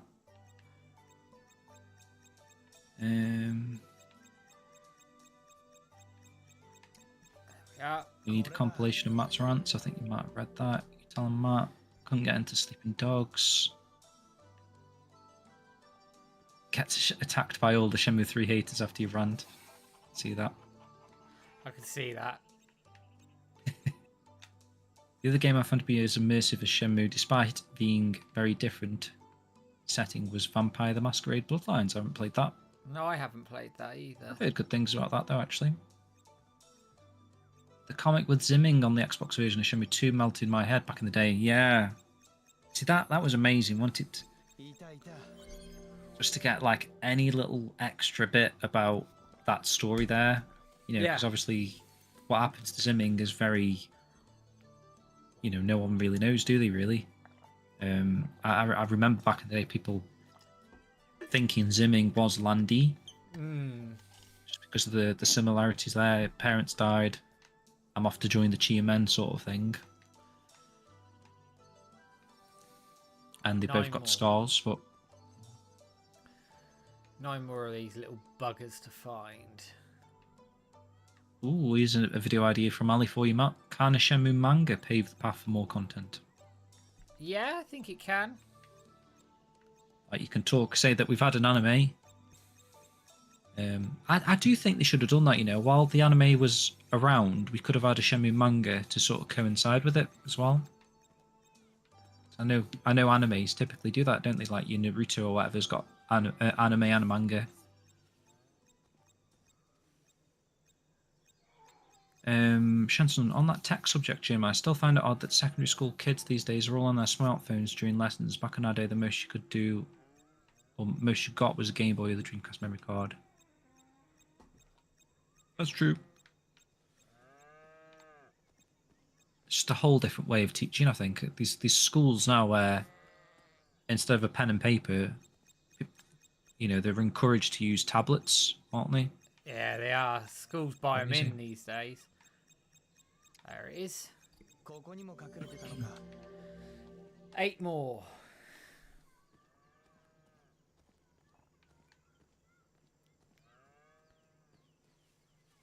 If enough noise is made to make Shenmue 4 the next step, get Sega back into making hardware. I mean, there was a huge amount of noise when that happened, wasn't it, back in the day? Yeah. No more Dreamcast. I know there's people trying to make their own Dreamcast 2s. Renner's watching the football and listening to you guys is so tough. What a sort of is it? Do they say third world problem to have? First world problem. First world problem. Oh, you little shit. Jim better be in the fat suit this time. Hopefully you don't mean me. I know what you mean. Eggman. Ooh, yeah, that was the other bit of news, wasn't it? Hayden Christian, whatever his name is. Oh, Hayden Christensen is potentially going to be Shadow. Yeah. I think that's a good. He's had a bit of a career renaissance, hasn't he? Like with the new Star Wars stuff. Yeah. Again, that's with any old like nostalgia hit for people, isn't there? It's like stuff that gets absolutely berated at the time. You can even go back to these Sonic games, mate. When Sonic Heroes came out, everyone hated it. I'm sure I remember everyone hating it. I didn't mind it, I didn't like it at all, mate, to be honest. It was like a big disappointment for a Sonic game for me. But I remember reading reviews and it was like... I'm sure the reviews were like 66% and stuff when it came out. And just seeing people so fond of heroes these days, it just doesn't make sense to me. But that's what nostalgia does for you if you grew up with it. Same with the original Star Wars prequel. Because so much time has passed now, there is a portion of the fan base that are nostalgic for the prequels and like have fond association with the prequels. When at the time they were slaughtered, weren't they, when they first came out? They were absolutely battered. So, like, I thought they got progressively better. Yeah. And Revenge of the Sith I liked is actually a really Menace. good film. I did actually. Phantom Menace I really enjoyed, and I remember going to the cinema to see Attack of the Clones, and it just going on and on and on about the Chancellor stuff and the stuff in that courtroom thing that was going on. That was in the Senate, so boring. Yeah, Senate stuff.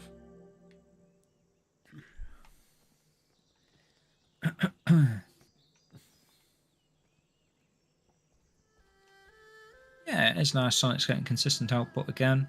I know a lot of people are worried that because it's this, are they falling back into the roots of like just releasing any old shite, or are they actually putting the quality into the Sonic games? I mean, the recent Sonic games have been quality, so hopefully they can continue that trend. Not too far behind our runners. Good to hear. Sure, one of these little buggers is in a tree. Sonosuke says, I especially don't like how people talk about others sitting in the subway train with goggles. I mean, ask anyone if they remember one of the last 20 persons sitting next to them. Especially don't like how people talk about others sitting in the subway trains with goggles. Ask anyone if they remember one of the last 20 persons sitting next to them. There is that. I think I know what you're saying there. It's like, don't feel judged in a sense. and I don't mind. Like I've got no like, is it like a personality complex or whatever? You know, there's some people that are like. One of my mates used to be like this, where you'd go anywhere and I'd be happy listening to like metal music in my car, blaring it kind of thing. But if we sort of pulled up at some traffic lights or something, he would turn my stereo down because he didn't want people around him to hear that we were playing that, because he would feel like he was being judged or something. Whereas like it's just be yourself kind of thing, you know, like don't care what other people think. If you want to wear goggles on a subway train, go for it, and don't care that you've got all these people around you laughing at you or looking at you, and you know, because it's new technology, and like I say, in 10 years' time, it'll be the norm, I'm sure. So yeah, I do get that, but I still feel like it's okay to say my own personal opinion is they do look silly at the moment because of how big they are. People do stand out like a sore thumb, don't they? If people want to do it and wear them, carry on. Like, I don't care. Like, I'm also the type of person who does roll up to traffic lights with heavy metal blaring. Exactly. Yeah, I mean, if you want to pay $3.5 for them, go for it. Like, I just don't want. What my point more to my point was, like, I don't think that is a good future, because there's already too many distractions, and this is going to heighten the amount of distractions that everyone's got on the day-to-day basis. It's going to make people so focused on pings popping up all the time, a message from a friend, social media stuff. There's going to be less actual social interaction. People are just going to be living in this bubble of screens and windows and entertainment, and I don't know. I just think if you're outside, exist outside kind of a thing. At home, I think you can entertain yourself at home with PlayStation or whatever, but I just feel like it's already bad enough with mobile phones, isn't it? You know, you see people, you pull up next to someone in a car and they're looking at the phone, looking down at the phone. I just feel like... Yeah, that's bad. That is bad. Just creates like this sort of addiction that's like accepted. It's like an accepted addiction because it's not seen as like an addicting, you know, not like gambling or alcohol or something like that. It's like, it's the norm, you know, text messaging, Twitter, but it is an addiction.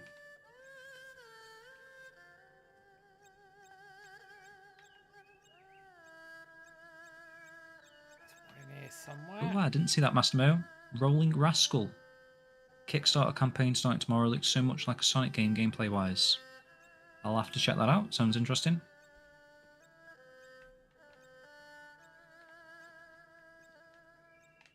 Ooh, Stu. I had Undead Noid come up on my shuffle when listening to music earlier. It's on my gym playlist. There's a banger on it. Believe it or not. I noticed earlier when we were signing into YouTube and stuff, that is, for some reason, the anime intro is one of the most played videos this month.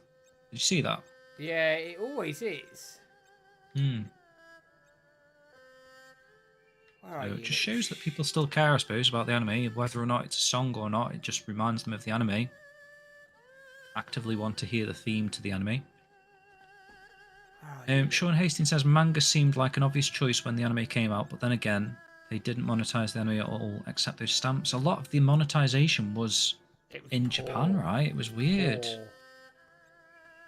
Like with the postcards and the stamps and the soundtrack.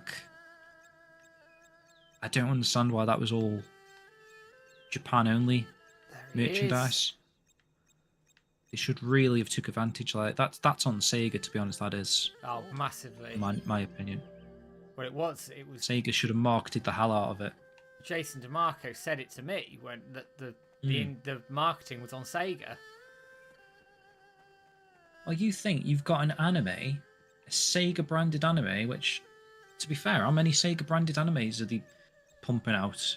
You know, 2 or 3 max.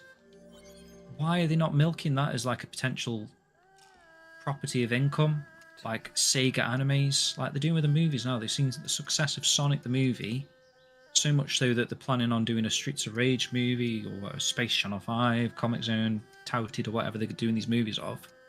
Make a big deal of your animes. If you've got Sega property anime, like Sonic Prime is quite a big sort of animated show at the moment, and Sonic's shows always do quite well. But then behind that, have your Shenmue the anime, have your Phantasy Star Online anime or whatever it was a few years back. And I'm sure these other Sega animes, Persona anime is there. I just think they're sort of missing out by not monetizing those aspects of the whether or not they're focused on other properties and games and stuff. They can't just ignore the fact that you've got a brand new anime and it had literally had no marketing from Sega's end. And that's coming from, I think it was Shenson that was saying like the anime was really well marketed, but that's because Adult Swim and Crunchyroll pushed all that marketing up themselves, didn't they? They went to town on it. It was really well. It's probably the best marketing Shenmue's had since the original game. Yeah. And crazy, there was probably, what, one tweet from Sega about it. Like, I don't normally like to get on Sega's back and be a bit annoyed at Sega, but that is a massive cock-up, in my opinion, that. Yeah, it is. There we go. Shenmue manga can be done one day before it's too late. See, this is the thing, like, the anime, like I said a little bit earlier, it already feels like I don't see anyone talking about Shenmue the anime anymore. Like, I know we do want to Shenmue 4 is like the main priority, but the anime's sort of been and gone, which is a shame. It kind of does feel too late to sort of market a manga, despite it only being like 2 years old, the anime.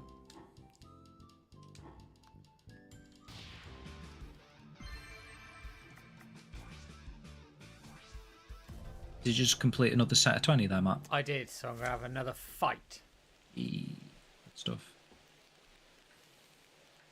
A lot of chat tonight, guys. Thanks so much for joining us, as per normal. Especially considering we're doing it the day later than the actual Shenmue day. Plenty of you in here. Can't even keep up with the chat. Just crazy. I don't know how those other streamers get on, you know, when they've got the chat that's just flying past. Oh, I couldn't tell like 20k views. I just don't think they read any of the chat. Maybe they just see one comment every 30 minutes, but I think if you've spent, well, not like it takes long to type a message, but if you've put a message in the chat, I'd like to read it.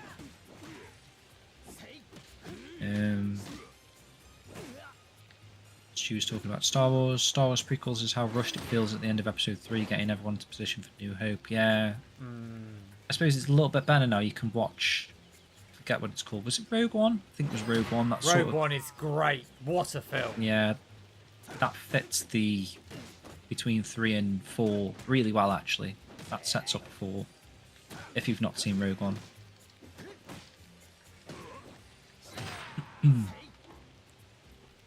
Yeah, I was on it. Spaced. I wonder if Sega thought of making a VR Nights into Dreams game. I would love that. Hopefully they just do a Nights game in general again.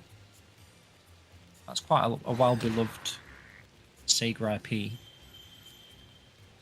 It's probably another one in your list, you know, when you were doing that video the other week, Matt, where you were saying, like, Jet Set Radio is,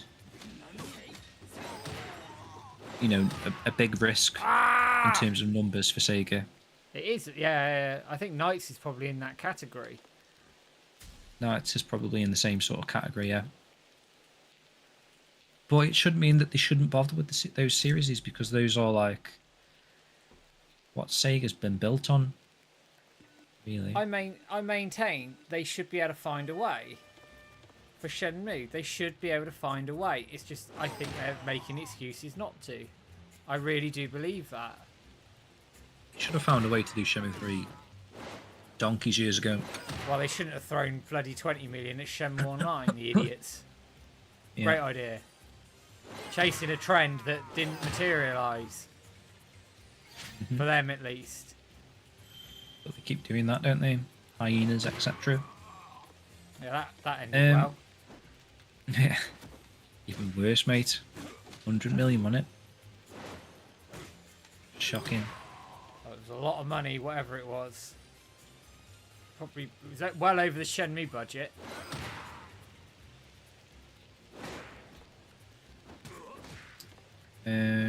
Renners, if a game was made with Shenmue 3's graphics and mechanics was the same, it would not get the same abuse as a Shenmue game. That is a good point, actually. If a game, and it wasn't called Shenmue 3, it was just called, like, Johnny's Revenge or something. And it looked and played like Shenmue 3. That's an interesting thought. Is it the Shenmue name that sort of made people dislike the gameplay? I definitely think that, the weight of expectation definitely came into it. Yeah.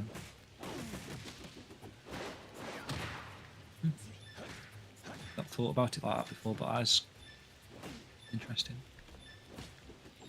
I'm surprised, Matt, you going out all out with different moves.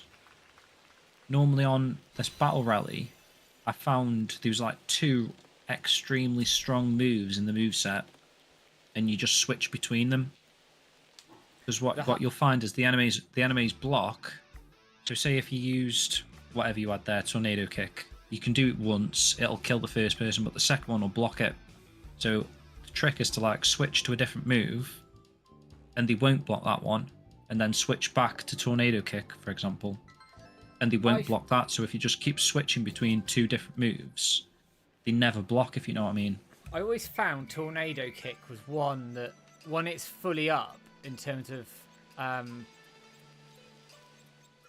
being on hit with Bailu-chan, you can like nail groups of them pretty quick. Yeah. I just remember I think you only got like 5 different moves on the shortlist there. But I went through with each of the characters, so Ryo, Ren, and I always forget the girl's name.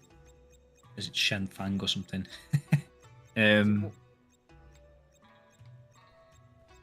I just went through all 5 of the moves, finding the 2 best ones, like the fastest and the strongest, like the ones that most of the time one hit them.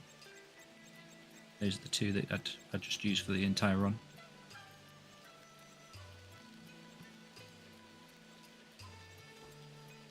Ooh, interesting. Sega Rally never clicked with that until a few years ago.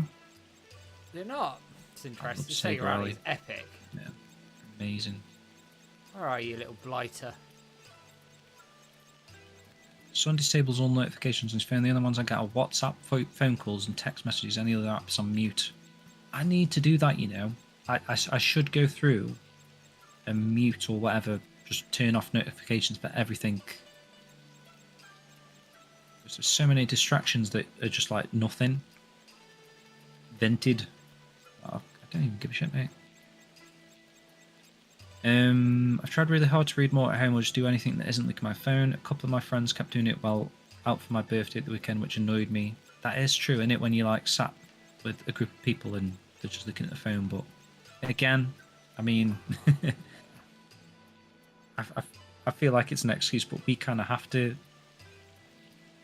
We've got Discord things and Twitter that we have to sort of maintain and whatnot. Maybe it is an excuse.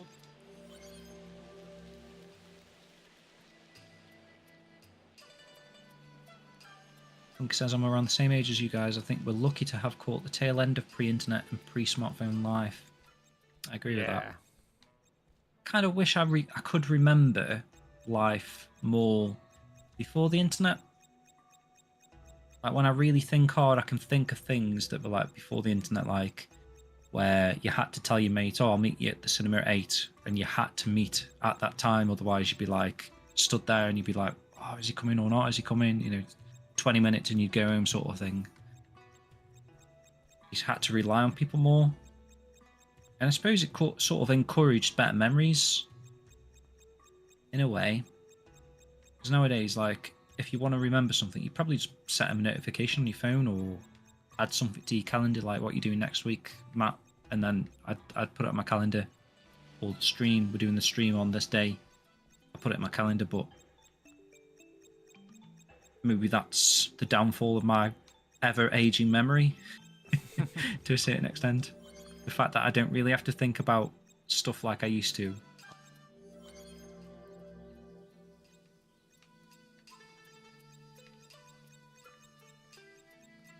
I don't know if you've seen that film, Matt. I forget what it's called, but it was on Netflix. Quite popular around, was it Christmas time or maybe just after? So like a recent one. I think we did watch it either Christmas Day or around that sort of era.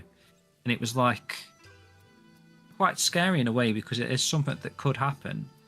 But like something happens with the world. I forget what it was, like some sort of a war thing. I think maybe like it's set in America, but I think it's something like Russia or China or something.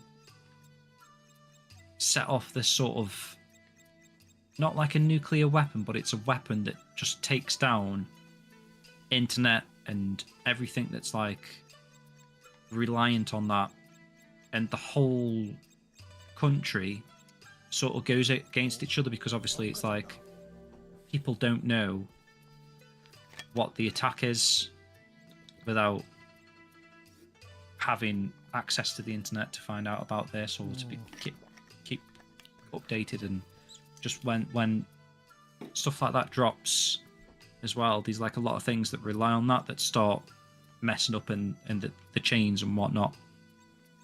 I'm really not explaining it very well, but there's kind of like a story in there that is kind of like interesting when you think about like how reliant we are on this sort of technology and mobile phones and the internet and stuff. And if that was all to stop now, literally, how would I contact anyone? Really?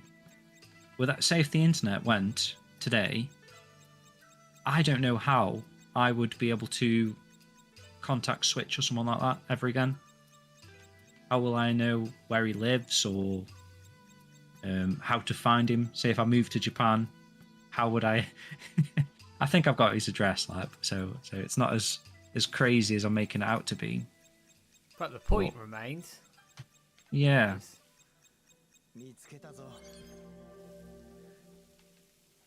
The point absolutely remains. Paper cup and string. I mean, you go back before the internet even, because it's so easy to find out about places these days, isn't it? Like if someone says a location like Guilin, you can just Google it and you'll be like, oh my god, Guilin looks amazing, you know, book a holiday there. You know, next thing you do is go on booking.com, book a holiday, book a hotel, book flights. You can be there next week sort of thing. But before the internet, before travel was so convenient like that, people just sort of stayed where they stayed, didn't they? Which is you just sort of another crazy sort of thing.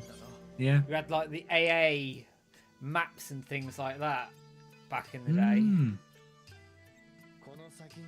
When you mention maps, actually, I can kind of remember like going on little car journeys with like my dad friend used to take us camping and that sort of stuff, and he used to have to get the road map out to get around like Wales and whatnot.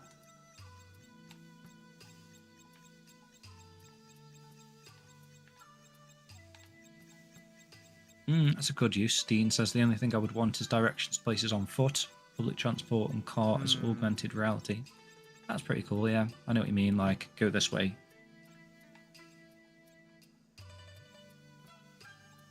And sort of actually thinking of a good use for those goggles as like a visual translation. So imagine looking through those goggles and looking at like a Japanese sign and it turns to English.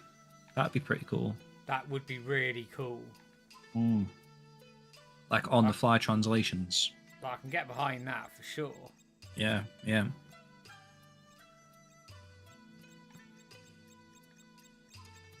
And then you'd get like the iPhone, you know, the next model of whatever these goggles are called, and it's like, oh, connects to your voice. It can change your voice so like you talk in English, but the person hearing is hearing Japanese. Yeah, if you've both got the same device and you talk through it or something, that'd be.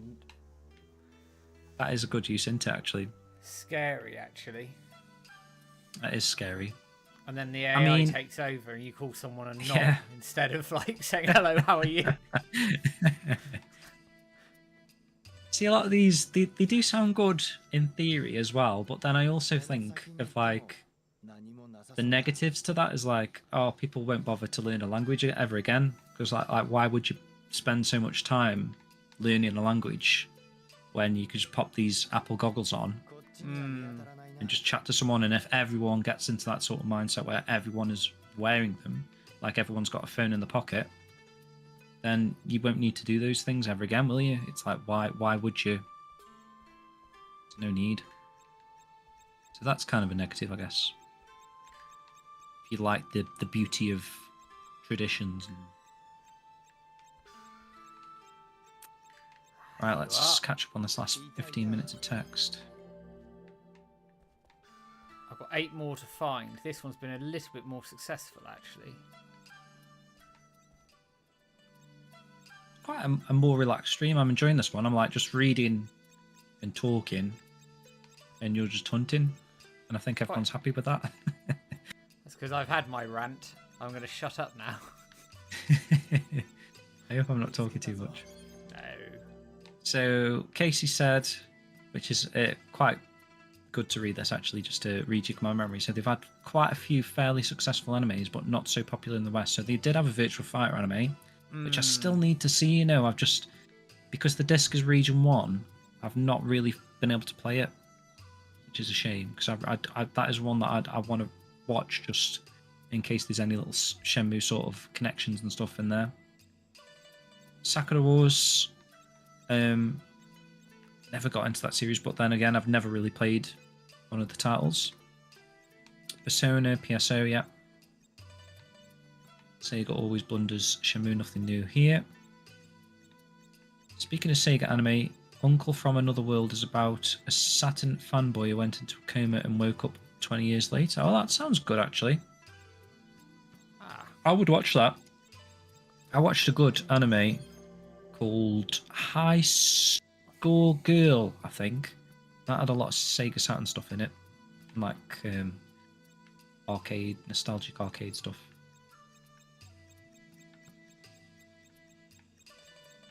Oh, Stu, that Sega logo thing they've got at the start of the Sonic movies. I love that. You know, when there's like loads of different games playing. Shenmue's one of them. And you see it quite clearly as well. Yeah. You know they've blown off Shenmue when they get rid of that in there. True. Whenever I see that, I always point it out.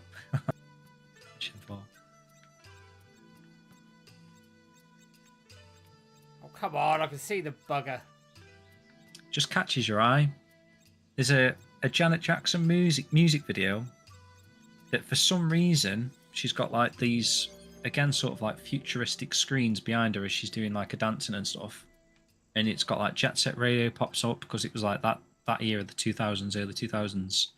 And there's the Wow Hazuki dying scene on a screen behind her, so it's like so random.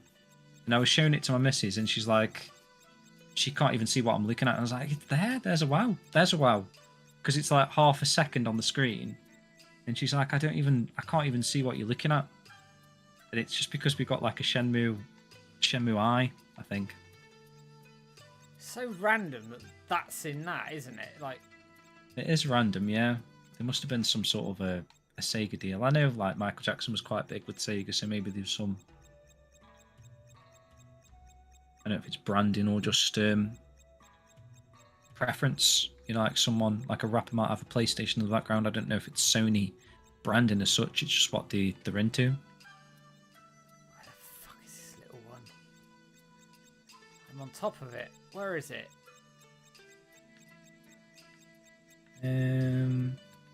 Stu sort of spoilt the surprise there, Rhino, if you're still in the chat, for who the unlockable character is. Fills a lot of gaps with Rogue One, Disney stuff, Star Wars stuff, yeah. Reminded me of the Knight's Final Coming. Got that on pre-order myself as well, Stu. So that.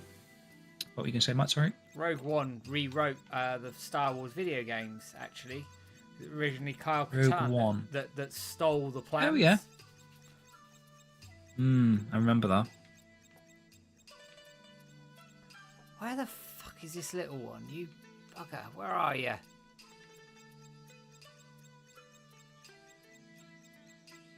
Dean agrees. Knight's a big risk.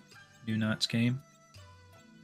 I think Jet Set Radio is a big risk. I really do. Yeah. I'm not just like saying it for a fact. I genuinely think it's a big risk. I think a lot of Sega's old IP are big risks, but again, I just feel like it's the culmination of Sega as a brand. I feel like they have to do their stuff, otherwise they're just the Yakuza Sonic brand, aren't they? Which might bring in the most money, but I do feel like you have to branch out to the history of the company, arcade machines, you know, these are the things that made them popular back in the day, or that are so revered. Might not be by a huge amount of people, but I just feel like all of that ultimately leads. So say if they release a new Knights game, I might buy that and a Yakuza game. There might be a person that buys a Yakuza game and buys a Knights game because it's this from the same company. You know what I mean? There's like people that will buy one game to buy another game. And I just think like the whole ecosystem of Sega, that has to be a priority. Despite it not making a massive amount of money, I just feel like it's good to have a great mixture of games, appease so many different fans and keep the community happy, who ultimately will buy the cash cows like your Sonics and your Yakuza games.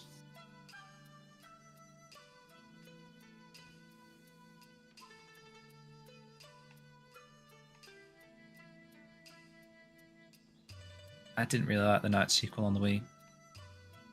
I found it to be really cringy. Like, I wanted to enjoy it, but then there was so many cutscenes and, like, it was in that sort of a mould. Someone mentioned this, actually, in the Discord the other day, where there's, like, a lot of games these days are, like, stop, start, tutorial, tutorial, tutorial, tutorial. And I know that's kind of the norm, but that did put me off that Night sequel at first, because it was, like, a lot of stop, starting, and I just wanted to play the courses, like the original game. Like, I just wanted to fly around as knights. I didn't want to be like cringiest child actors cutscenes for like the first hour. 4 more.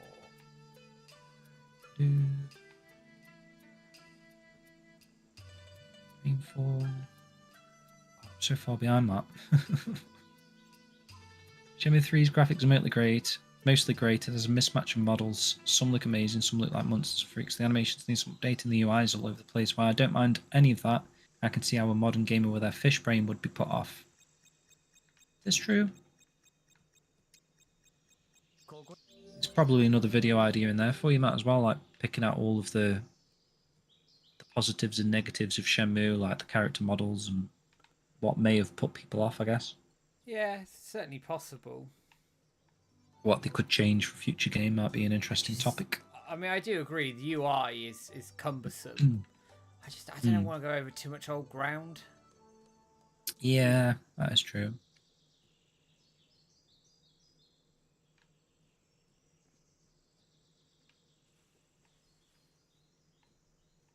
Don't worry, guys. I'm catching up on the chat, I think. Just going to skip. Read everything out.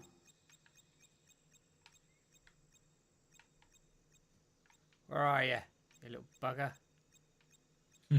EMP. Yeah, kind of. I think that is sort of what happens, but it's like it's like a wall-based thing.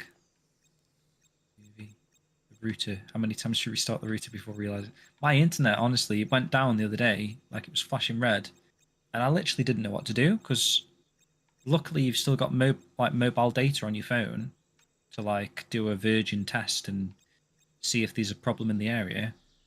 But I was panicking because there was like, I think it was Friday, it went down, and it was telling me on the Virgin app, there's nothing more we can do, you need to get a technician out. And the next available technician appointment was between 4 and 8 p.m. today. So I was like, God, like a whole weekend without internet. Oh, come on.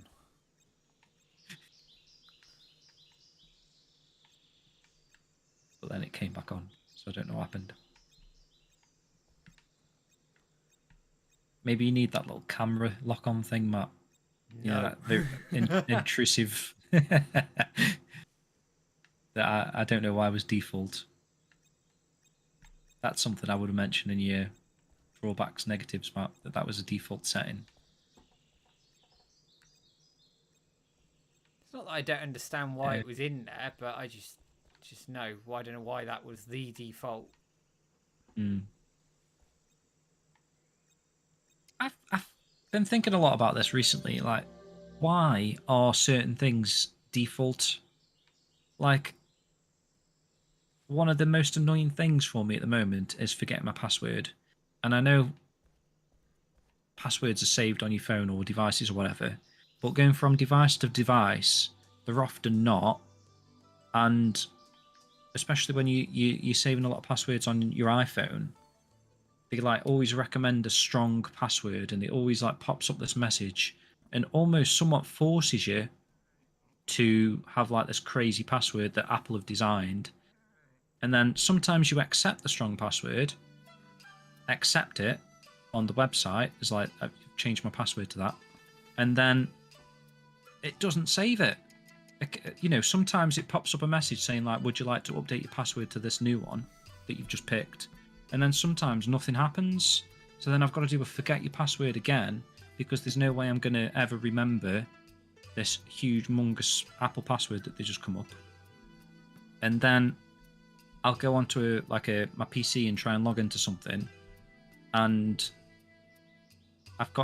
there's so many forgotten your password stuff just to get logged into stuff, which I do understand that level of security, but my initial point was, why is it default to have stars as you type in a password in? I feel like if you're in an environment where someone may be looking over your shoulder, then you would click the I to make it turn into stars. I don't understand why it's stars, because there's so many times I'm like typing and I think I've pressed the wrong button, and I end up just taking the whole backspacing the whole password because I can't see it, rather than clicking the I thing so I saw what the mistake was if there was a mistake. There's like a lot of these things where it's like, why is the default not just let me just type my password, and if there's some hack guy behind me, like I'm in a library, then I'll click the I thing because I'm aware of my surroundings. But when I'm sat at home, I don't need every little letter to be a star, surely. And there's a lot of like default things like that kind of, when you think about it, why is that the default and not the other way around?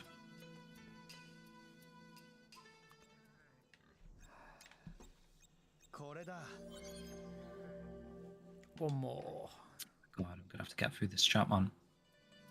It's been busy, actually. It has, man. I keep looking at the scroll bar and I'm like, oh my god, I thought I was catching up. I'm having weird deja vu. Someone talking about Wan Chai and the Atlas.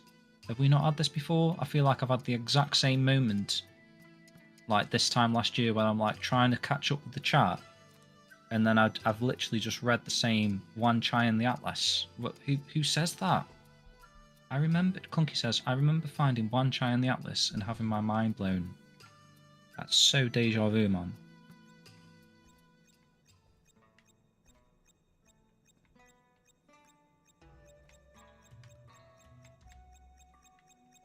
You fucked out for a region 3 Blu-ray player. I do, kind of, but then it's the only thing I'd ever play on it, so... Come on, there we are. Found it, Matt. Gotcha. Keep it going, man, keep it going. Ooh, Rhino, I picked up on my Japanese learning. I'm okay with reading slowly, but learning sentence structure. There's a free audiobook called Learn Japanese with Paul Noble. Okay, I'll check that out. Makes it really easy to remember sentences and sentence structure. Recommend it for beginners. Full Disney. Sega Hard Girls anime was amazing. So much fan service. I love that anime. Right. That should have got more.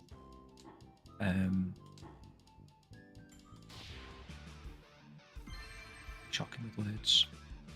Not respect. More people should have watched that. There's a better word for that, but that's what I mean. High School Girl had no story.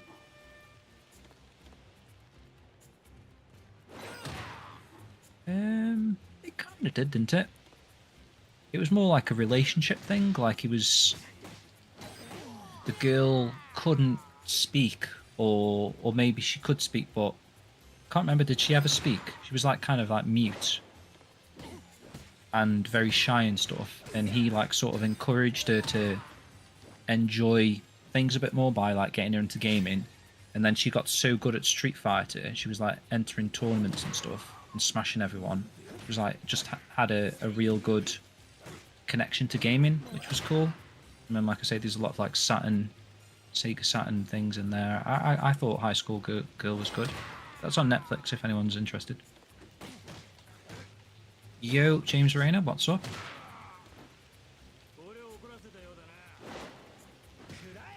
There's a Fancy Star Online anime. There's one I haven't watched actually, just because I heard it wasn't great.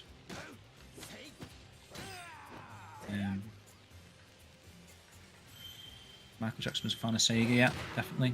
Sonic 3 music he actually did make.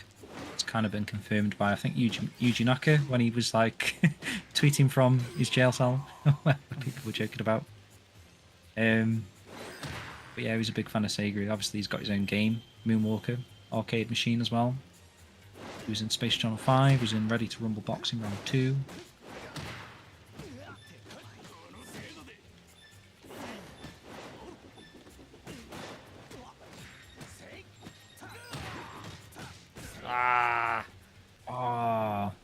Have another go. We'll have another go. He sold off a lot of his whole house, basically. Like loads of stuff went up for auction. You know, like when the police or FBI or whatever raided Neverland or whatever.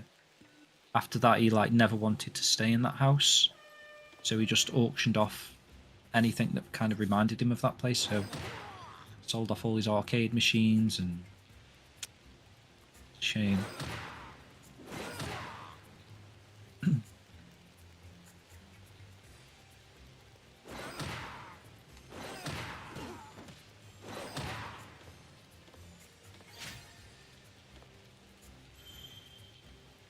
Hey, Richard. Talk about Michael Jackson. Richard pops up. Crazy. Yeah. I do love his inclusion in Space Channel 5. And Space Channel 5 Part 2. You rescue Space Michael. Yeah, that's true, Stu. We don't know what's going on with these Sega games, do we? Like Jet Set Radio could be part of a big super thing. Ulterior sort of plan. Yeah. I'm, again, an old school Sega guy. I just want a brand new Jet Set Radio game. I don't really want it to be like, go skate around with 10 other people and go tag with your mates or whatever. I just want to play a Jet Set Radio game. No, I don't care. Just let me play a game. I don't care about any of that bollocks. But you kind of know that's where they're going for, right? Especially if it's going to be a big super online game. It's going to be like team up with your crazy taxi mates and go around and...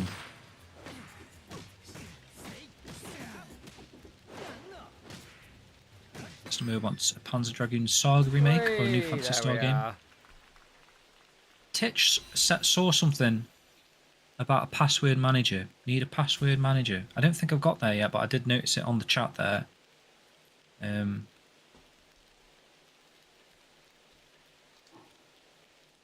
have another go at this. We'll do Language Shan. James Arena says, Matt and Jim, I asked my friend who was playing the new Yakuza game in Japanese to try and find that Easter egg to record the Japanese version of it. Oh yeah, cool. Can you just change the language on the fly, Matt? Because you've got it right, so could you not just reload save with the Japanese? I'd have to look. I think you can in the menu, but you have to restart the whole game. It's a little bit annoying in that regard. Okay. Sega Scramble Training MJ. That was cool. There was someone found, I don't know if it was like a VHS tape or the original arcade board or whatever that was. So I think it was at Disneyland, and I think someone did find it and then sold it. And then someone took the footage that they could capture off it because it hadn't been seen for like over a decade or whatever.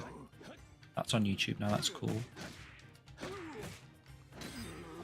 There we are. You're dead.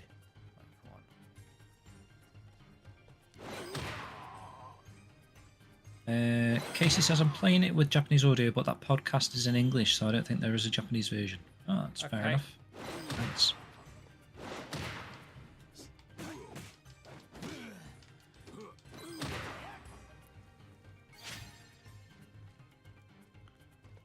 Retrocop, I must admit, I didn't really like the main hub and the Wii version of Knights.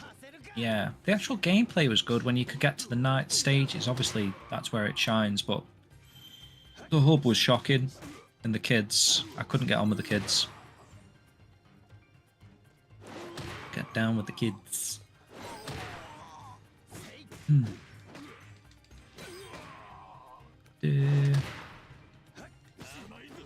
Right, interesting. Casey says other podcasts are in Japanese audio. Or Japanese audio. Hang on. So the Easter egg is part of an in-game podcast. It's one of the episodes, and the podcast is in English, whereas other podcasts are in Japanese only. Interesting. Did you know that, Matt? I didn't know that. We've got Jonathan D. Hey, love your content. Question: have you played a Dragon Gaiden the Man Who Erased His Name? I think there's an Easter egg in that too. Chapter 2, they talk about the Red Tigers. You've played that, Matt, haven't you? Did you get any Shenmue Easter eggs? I didn't. Red Tigers, I don't think that's related. But I have played it. It's a great game. Really enjoyed it. Or were you thinking of like the Red Snakes or something? Whoever that dude was, Jonathan D. Maybe you were thinking of Red Snakes? Right, I reckon Red Tigers. One more Bailu-chan hunt, and then maybe one more course. You're not going to smash the rest of the game, Matt? No, I think we can leave some of it for okay. Next time. Fair enough.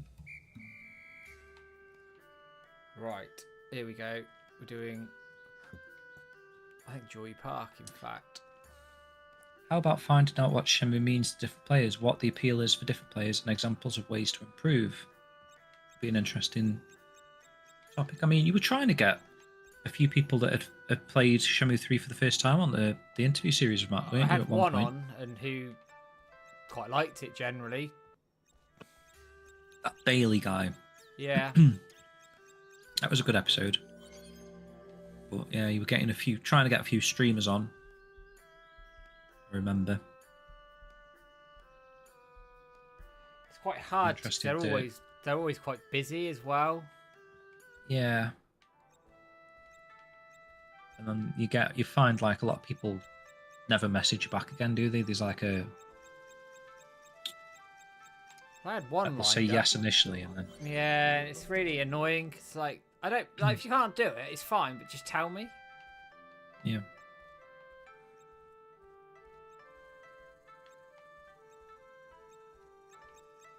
Must be catching up, right? Get in James there. Raina's got to go. Yep. Take care, mate. If you're still in this, it was like 15 minutes ago, surely. I might need to speak to your Titch then about that password manager. Like, just if there is something, I can't. What would it be? A password manager? Is it like a program or an app? Because that's kind of what my iPhone does when it tries to save passwords. Like, I'm not then manually typing every password in. I normally like try and log into something, and it fills the details in. 9 times out of 10, it's just that odd one thing that's like, I don't understand why there isn't a save password for this. And I forget the password, reset it. Apple says suggest a password, and then it doesn't save it for some reason. But that what kind of wasn't my what I was trying to make a point of at the time.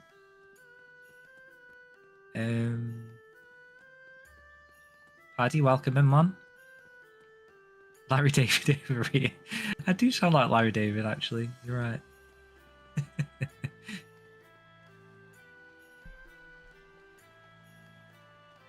Right. Oh, what was that? One over here somewhere. You good? There it is.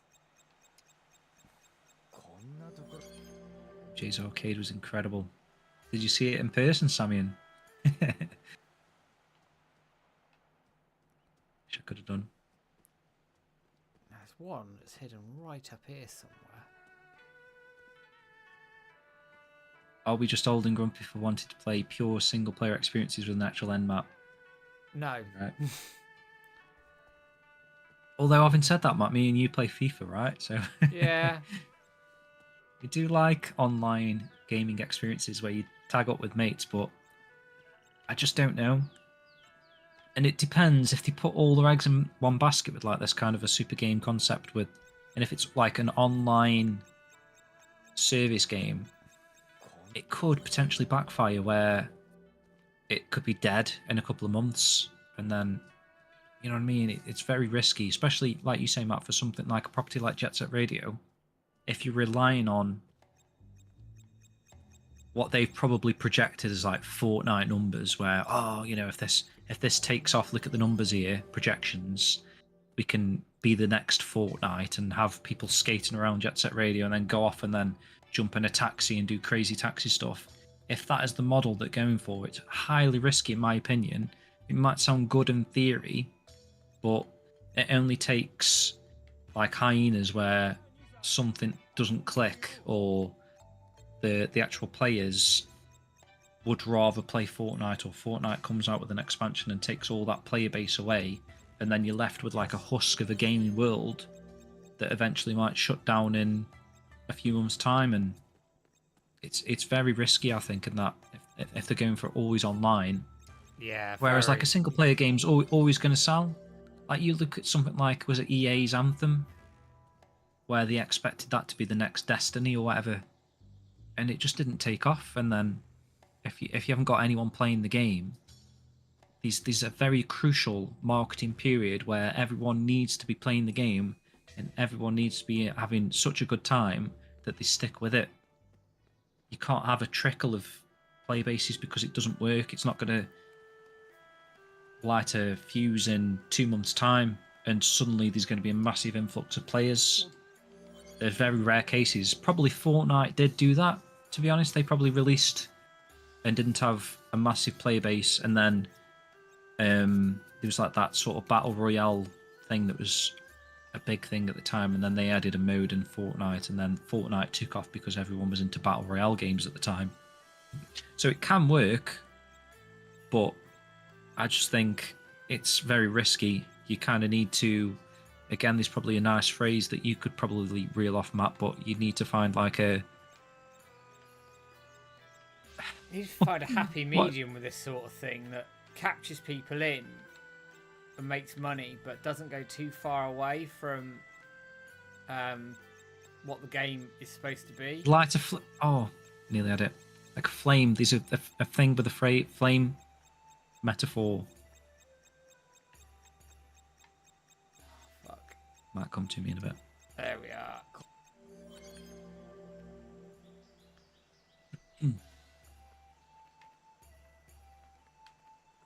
Did you see, Samian, the Michael Jackson Scream music video actually did influence Cosmic Smash?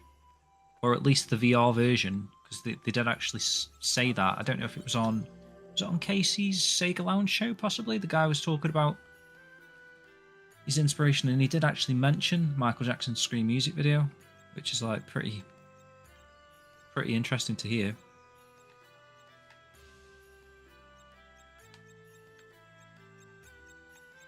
Scramble Training, I thought was a Joy. Yeah, probably was. I know they did have. I'm probably thinking of getting them mixed up with like Captain EO. Captain EO is Disney. But yeah, Scramble Training could be Joypulus. You're right. Got him. Terry went probably about 15 minutes ago, but thanks, Terry. Thanks for joining. Thanks for the follow-up. Actually, it was Red Tiger. The main character had to go around and show a keychain of a red tiger. Don't know much further, still playing the game. Ah, okay. It is a good So game. I do what you mean. Know what you mean, like the Hazuki, sort of the orangey sort of tiger. You think that might be a Shenmue nod?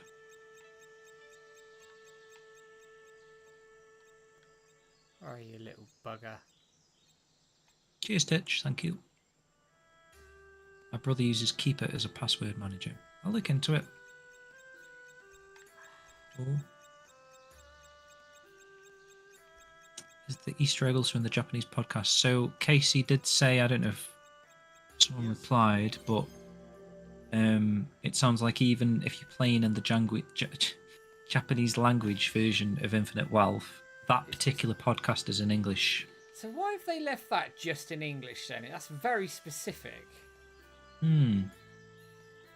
Does that tell you that it's Sega Europe or America? Like the localization team there that have come up with that? It does feel like it was aimed at a Western audience then, doesn't it? I mean, Shenmue is bigger in the West. That's well known.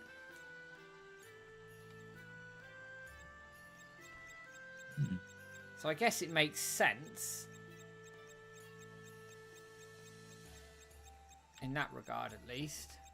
Bugger is this one.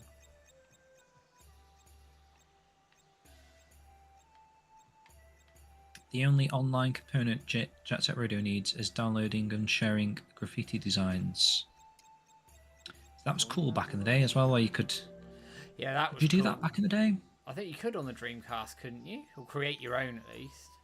You could create your own, yeah.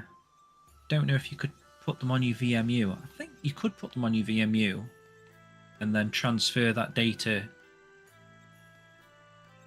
It's pretty cool. I'm sure that was a thing, actually. Someone might be able to tell me about that, but I'm pretty sure you could create your own graffiti, save it, plug your VMU into someone else's Dreamcast and download it and have your graffiti on their game, or, you know, through the joining of the VMUs.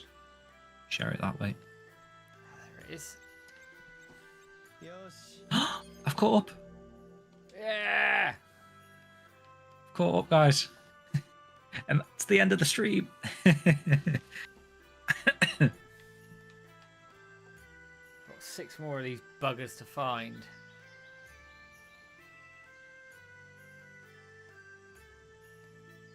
AKC? Is that what you... To the bottom of the chat. Welcome to the bottom of the chat. God. I'm sure one of these buggers was on a telegraph pole somewhere. Right, that's what are you doing in the game then, Matt? Don't know. 14 out of 20. Is this the 3rd or 4th stage? The 4th. I can see him under the table there.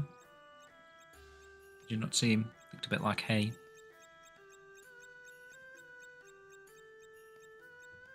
Am I going insane? Oh, maybe he didn't. No, maybe it was just a few pixels too There he is. thingy on my screen. Yeah, that definitely wasn't what I was looking at. There's one in here then, or somewhere in here.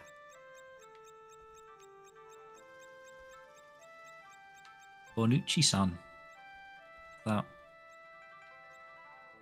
Nice use of the bits. Forgot we had that. Oh, it's not bits actually, is it? It's channel points. Possibly. I've got 107.5k channel points. What the fuck? What the bloody hell's this for? The fucking hell's this then? Stu remembers getting excited to download the DLC for Sonic Adventure 2 each week. Me too, actually. I remember downloading like the Christmas theme, and then I think they did like a New Year's DLC, maybe a Valentine's one as well, actually. Stuff like that. Seasonal.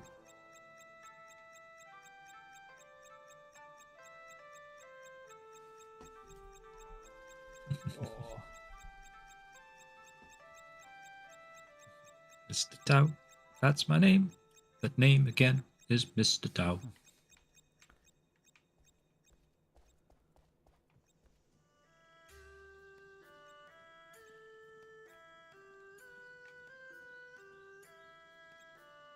kart racetracks vehicles as well. 4 to go. All of that stuff was like kind of lost, wasn't it? Like you'd have thought when they did the Sonic Adventure DX, they would have gone out of the way to make sure that all of that was included, but I don't think it was, from memory.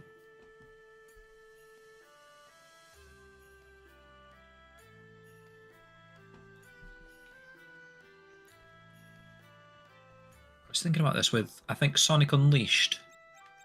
I remember paying for about 5 or 6 different stage packs because I was like, I really enjoyed, obviously, the Sonic stages and Unleashed. And I'm pretty sure there was like 5 or 6 packs that added more Sonic stages to Sonic Unleashed. I might be wrong on that, but there's definitely some content added there. And I don't know if any of that is stuff you can still access these days if you didn't do it back in the day.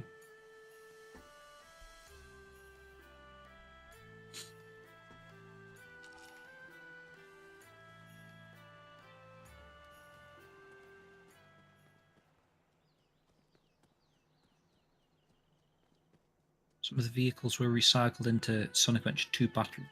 Okay.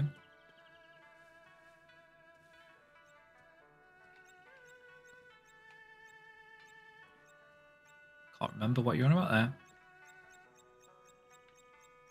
Battle removed Big the Cat. Oh no, what a shame. Is that where he's sort of like just hanging like Easter eggs in the stages? They removed him. Why would they remove him?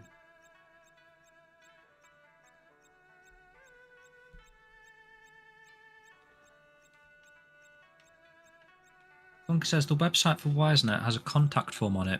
Is it worth us all writing again and declaring our love for Shenmue and our hunger for Shenmue 4? It's a good idea, actually. Can't it? Like, how many backers was there? 64,000 backers. Just rally the troops, get 64,000 contact forms sent off at the same time. Joel's going through each individual one in his inbox. Oh, Jesus. And if he does want to reset a password in that, amongst all that 64 emails he's got to get through, 64,000 emails for his Amazon password. That's what I thought. It's weird. Why would they remove all of Big's little cameos? Because nobody likes him. I quite like Big. Everyone's dead harsh on Big the Cat, but I like him. His role as a fishing master in Sonic Frontiers was about as much as I could take. Fair enough. I like his story in Sonic Adventure 1. Is anyone watching Sonic Prime, by the way? I need to. I haven't watched it yet. Honestly, I don't know if it's just beyond me or I need to pay attention more, but I don't know what's going on. I started season 2 and I'm in the 2nd episode and I forgot all of the character names and I don't understand why there's so many different versions of different characters. Why can't we just have Sonic, Tails, Amy? Instead we've got like Tails, but he's called Nine. We've got Amy, but she's called like Tornado or something. It's just there's too much going on for me. Maybe I just need to pay attention more. But I just wanted a show like that, but that's just Sonic, Tails, Knuckles, Shadow. I don't know why I've got to care about like alternative dimension versions of the same characters that have got different personalities. Hello, easy little bugger.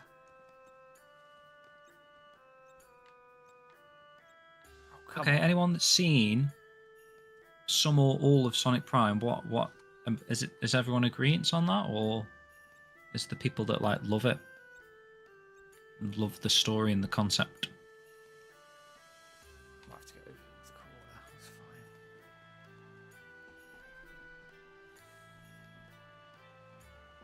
Stuart's sick of multiverses. That's kind of what I was getting a bit sick of, like all the different stuff that was going on and all the different versions of Eggman. Like, I don't know. Piss off! Let me. Monkey Mage, I like season 1. Oh, you can see that map. I like season 1 of Sonic Prime, but it started to get repetitive after a while. Feels like it's going around in circles. I'm surprised actually they've already released a season 3. I feel like season 2's only just come out.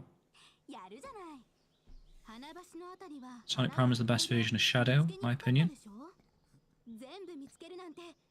Yeah, toy-wise, I can see there is a lot of different Sonic Prime toys I've seen in, I think it was Smith's Toys or The Entertainer. I've seen a ton of different Sonic Prime toys. Bruce Wayne, thanks Hey, man, how you Bruce. doing? Right, Nice to see you. We'll do 1 or 2 more stages of Battle Rally, and then we'll call it a night.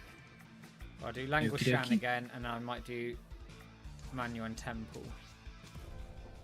And then we'll carry on next stream. Book says I'm with you, Jim. Can't keep up with it. I'm just watching it in the background. I think that's what it is. Maybe again going back to the social media distractions and stuff, but I can't concentrate on it for some reason. I just can't get into the whatever the story they're trying to tell. Every time I look up and they start talking about 9 and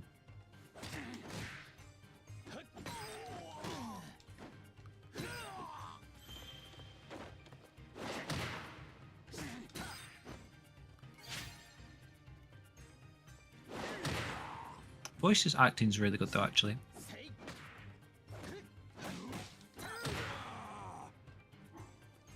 Dead duck. Had to get a plush of the Jungle Tales, Mangy Tales, I think it's called when I saw it because he's so adorable. They've done a plush of that, have they? Mangy Tales, let me have a look.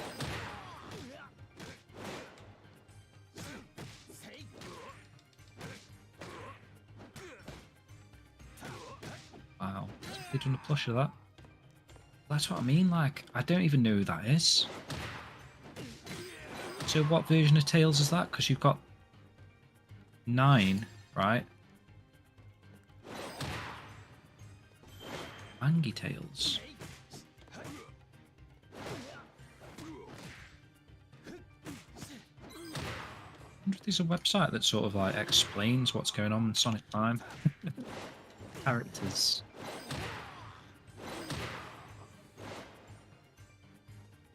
Sonic Prime characters. A lot of people seem to be enjoying the show. 86% of people enjoyed Sonic Prime.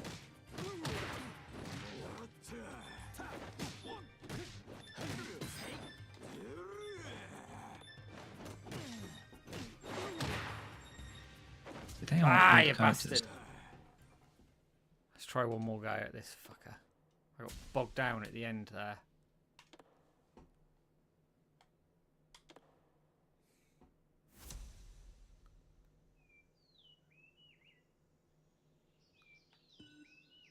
How many different versions of Tails is there?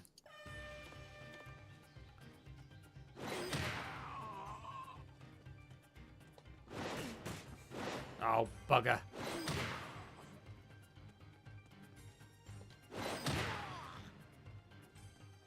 Maybe there was only, well, I say only, but maybe there was only 3 versions of Tails. You've got Tails that Sonic's trying to search for, I think. And you've got 9, who is a bad guy, but it's Tails in like a robot suit. Then you've got Mangy Tails, you said.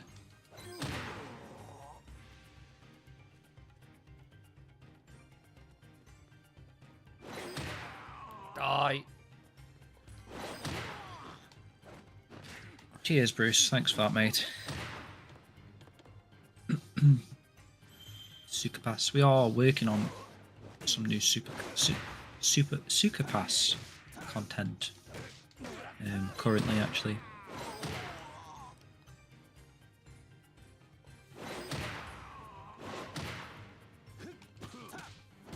but no ET on that. Same with a lot of things, really. Always working on different things, but couldn't tell you when it's ever going to get finished. All takes time, unfortunately. It's just insane. It makes me think, like, how on earth I made Shenmue World Issue 1 and 2.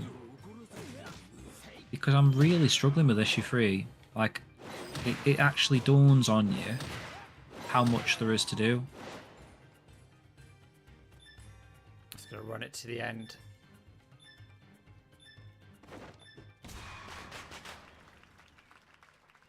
Right, we'll do a new course and then I'm going to call it there.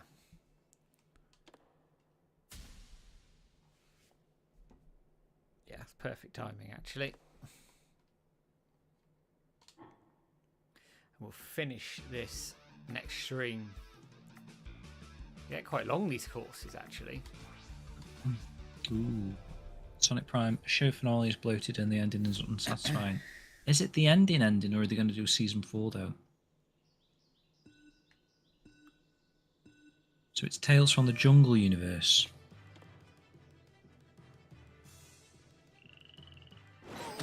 The Knuckles TV show looks good, I must say. Is that a live action or not? Yeah, it's a live action jobby. Live action one with Idris Elba, whatever his name is, right? Idris Elba, yeah.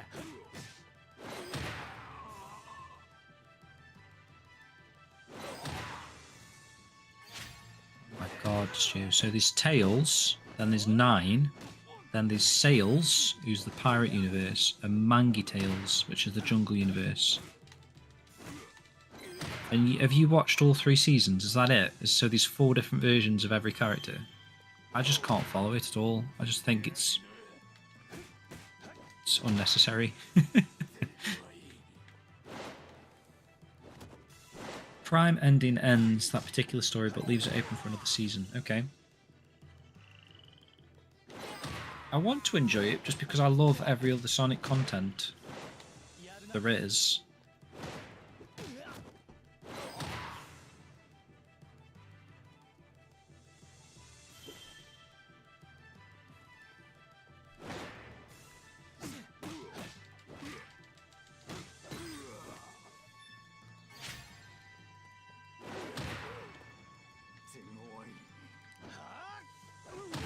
Time extended.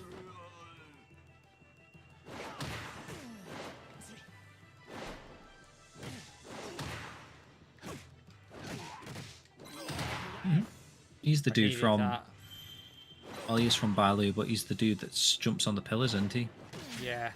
Might him in Niawu. That as well. Rose Garden. Rose Garden would be good to do actually on a stream. Yeah, it would actually.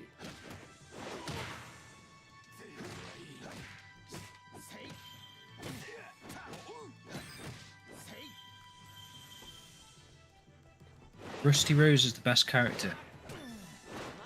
That's one of the versions of Amy into that one. Get out of my way. Sonic's Prime show writers have said that they have released everything that Netflix paid for, so nothing else is in the pipeline. Okay. Okay, but if it's done well enough. Yeah. That's interesting in a way because I know what I've got to catch up on, I guess. And you've got time to catch up on it by the sounds of it. You've got time now, yeah. Right, let's... What's on your shelf, Matt, in front of the dragon print between the 2 Shenmue 3 collector's editions? So that is the case for the Shenmue 1 and 2 LPs that Data Discs did. So they did a sleeve for it, and I used the sleeve as a... It says in front of the dragon print. Oh, so those are the anime pins, those right? are the anime pins, hang on. Forgot about them as well. They were cool. Yeah, I love them. But they didn't monetize this shit at all. Weird, isn't it? Because they're so cool. Stupid. They're really cool. Like, why not bring that over here? Sega Shop it. Yeah, we'd have bought all of that. They're better than the Sega Shop pin. Yeah, I think so. They're pretty good. Pretty good. But it's weird. I don't know. Who knows? Right. On that bombshell, it is a bombshell. We are going to wrap the stream up. James and I are going to be back for we're going to stream for Game Blast 2024 at some point towards the end of the month. I can't remember the date just yet, but we'll make sure we advertise it out where we do our yearly stream for charity. Bookmark next year's one because I'm debating doing a 24-hour stream of playing all 3 games back to back if I can find a way to be able to do it in one go. Sounds good. But we shall see. Guys, thank you for dropping in on the stream. As always, it is always much appreciated by everybody who takes the time to join us, especially our members. James, if you wanted to give them all a shout out as well. And while you find the members list, for just £2 a month, I'm not hard pushing this because nothing is locked behind paid content. This just means you get early access to the Saturday videos to do and any sort of content that we put together outside of the podcast, which will remain as a premiere anyway. James, did you want to give everybody a quick shout out? Yeah, so thanks again, guys, for signing up to being a Dojo Disciple. Means a lot. We've got 23 members here. We've got William Lovering, Clunky Mage, Sean Hastings, Nick Hughes, Master Mo, Manny Figueroa, Mike Franz, Bruce Wayne 911, Phantom Ripstone Wandering Through Shenmue, Sean Don, Peter Hoffland, Survival Spheres, another Bruce Wayne, but this one's 937. Thanks, Bruce, for signing up twice, I guess. Guppy Koi, Sean Potter, Richard King, Titch, Little Crypty Monsters, Mark the Pulverizer, Stuart Peacock, Terry Thoy, and that's me, Carl. Thank you very much, guys. Really appreciate that. Much appreciated. And it all the money goes towards helping us run the website and like competition prizes, etc. that we get from all over the place. As I said, and if we've got a Discord link actually. We should really plug the Discord link more, but if you make us aware that you're a member, we can add you to like a little secret server on Discord where I'm going to try and do a giveaway every month on there as well, which there you go, a bit of a bonus. Some giveaway fodder. George Kitchen is asking, who is this list of people? Why am I not on it? Well, for just £2 a month, you can be on the list and you get to see George me ahead of time. Plugging stuff, doesn't he? If you remember on that podcast, true. He ripped into us for going on for 10 minutes about signing up to this and subscribing to that. All helps keeps the website above board and paid for. Not that James and I wouldn't pay for it anyway, but it just helps us out. Oh no, we would anyway, yeah. But they are getting a bit extortionate, aren't they? Some of these things. Yeah, things go up drastically over time, but to maintain a good service, it all helps us out. As I said, no content is locked behind a paywall. Everybody still gets the free access to all the content, all the videos, all the podcasts, all the streams, etc. It's just an optional extra if you so wish. James and I are coming back for Game Blast. The date will be advertised shortly. I think it's the last full week of February. So I imagine it'll be around the 22nd, 23rd of February. Probably the 23rd we'll do it, depending if I got my dates right. Keep an eye out for more Saturday videos. I've got certainly one planned for this week. I might record another which will replace it. And there's some good, interesting video topics in here I'm going to take a note of when I watch the stream back at some point in the next week or two as well to see if I can nick some of those ideas. Thank you, whoever came up with them. I'll give you a shout out in the video if I can pin down who said what at what time. But as ever, I'm going to take us out with Wish. Don't forget, 4th of every month, hashtag Let's Get Shenmue 4, hashtag Shenmue Anime 2. Get over Shenmue 3, people. I won't go on a rant this time. And let's push towards Shenmue 4 and beyond. But for now, guys, it's a goodbye from me. It's a goodbye from me. And take care, guys. We'll see you on February 23rd. Take care. All the best, guys. Have a good one. Peace, guys.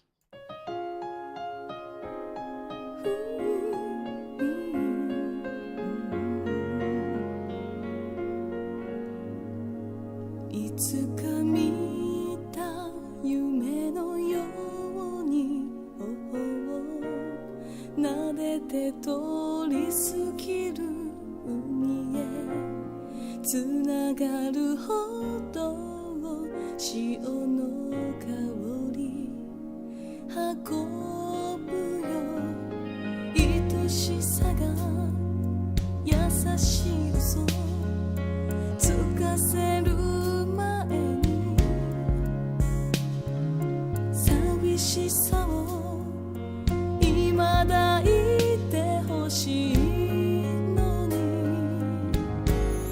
I wish you would always be here with me いくつの夜を越えても込み上げる切なさは行くあてもないままで Don't leave me alone till morning still we see この胸は揺れてるけどまだ帰りたくない星が消えるまでもう少し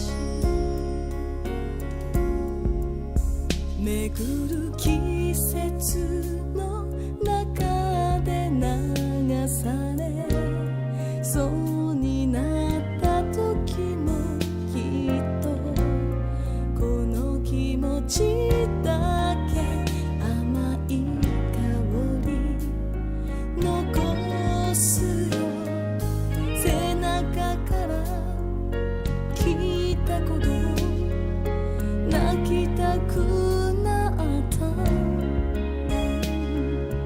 祈りにも似た想い抱きしめて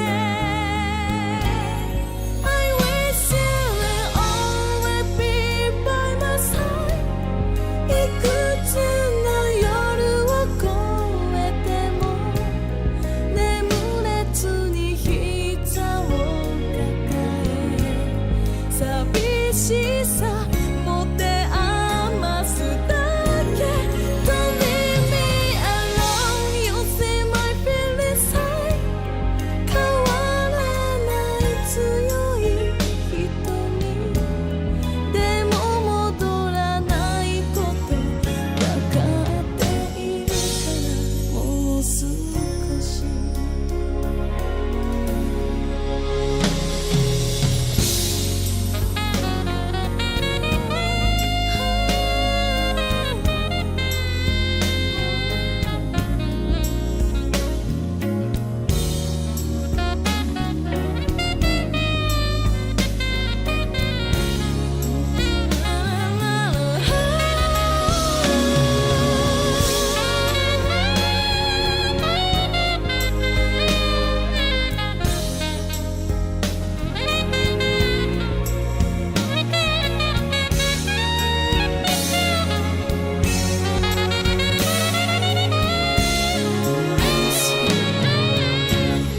If you will always be by my side There is no sorrows and tears in my eyes Can't live without you Why do you have to decide You won't be anywhere on my face and life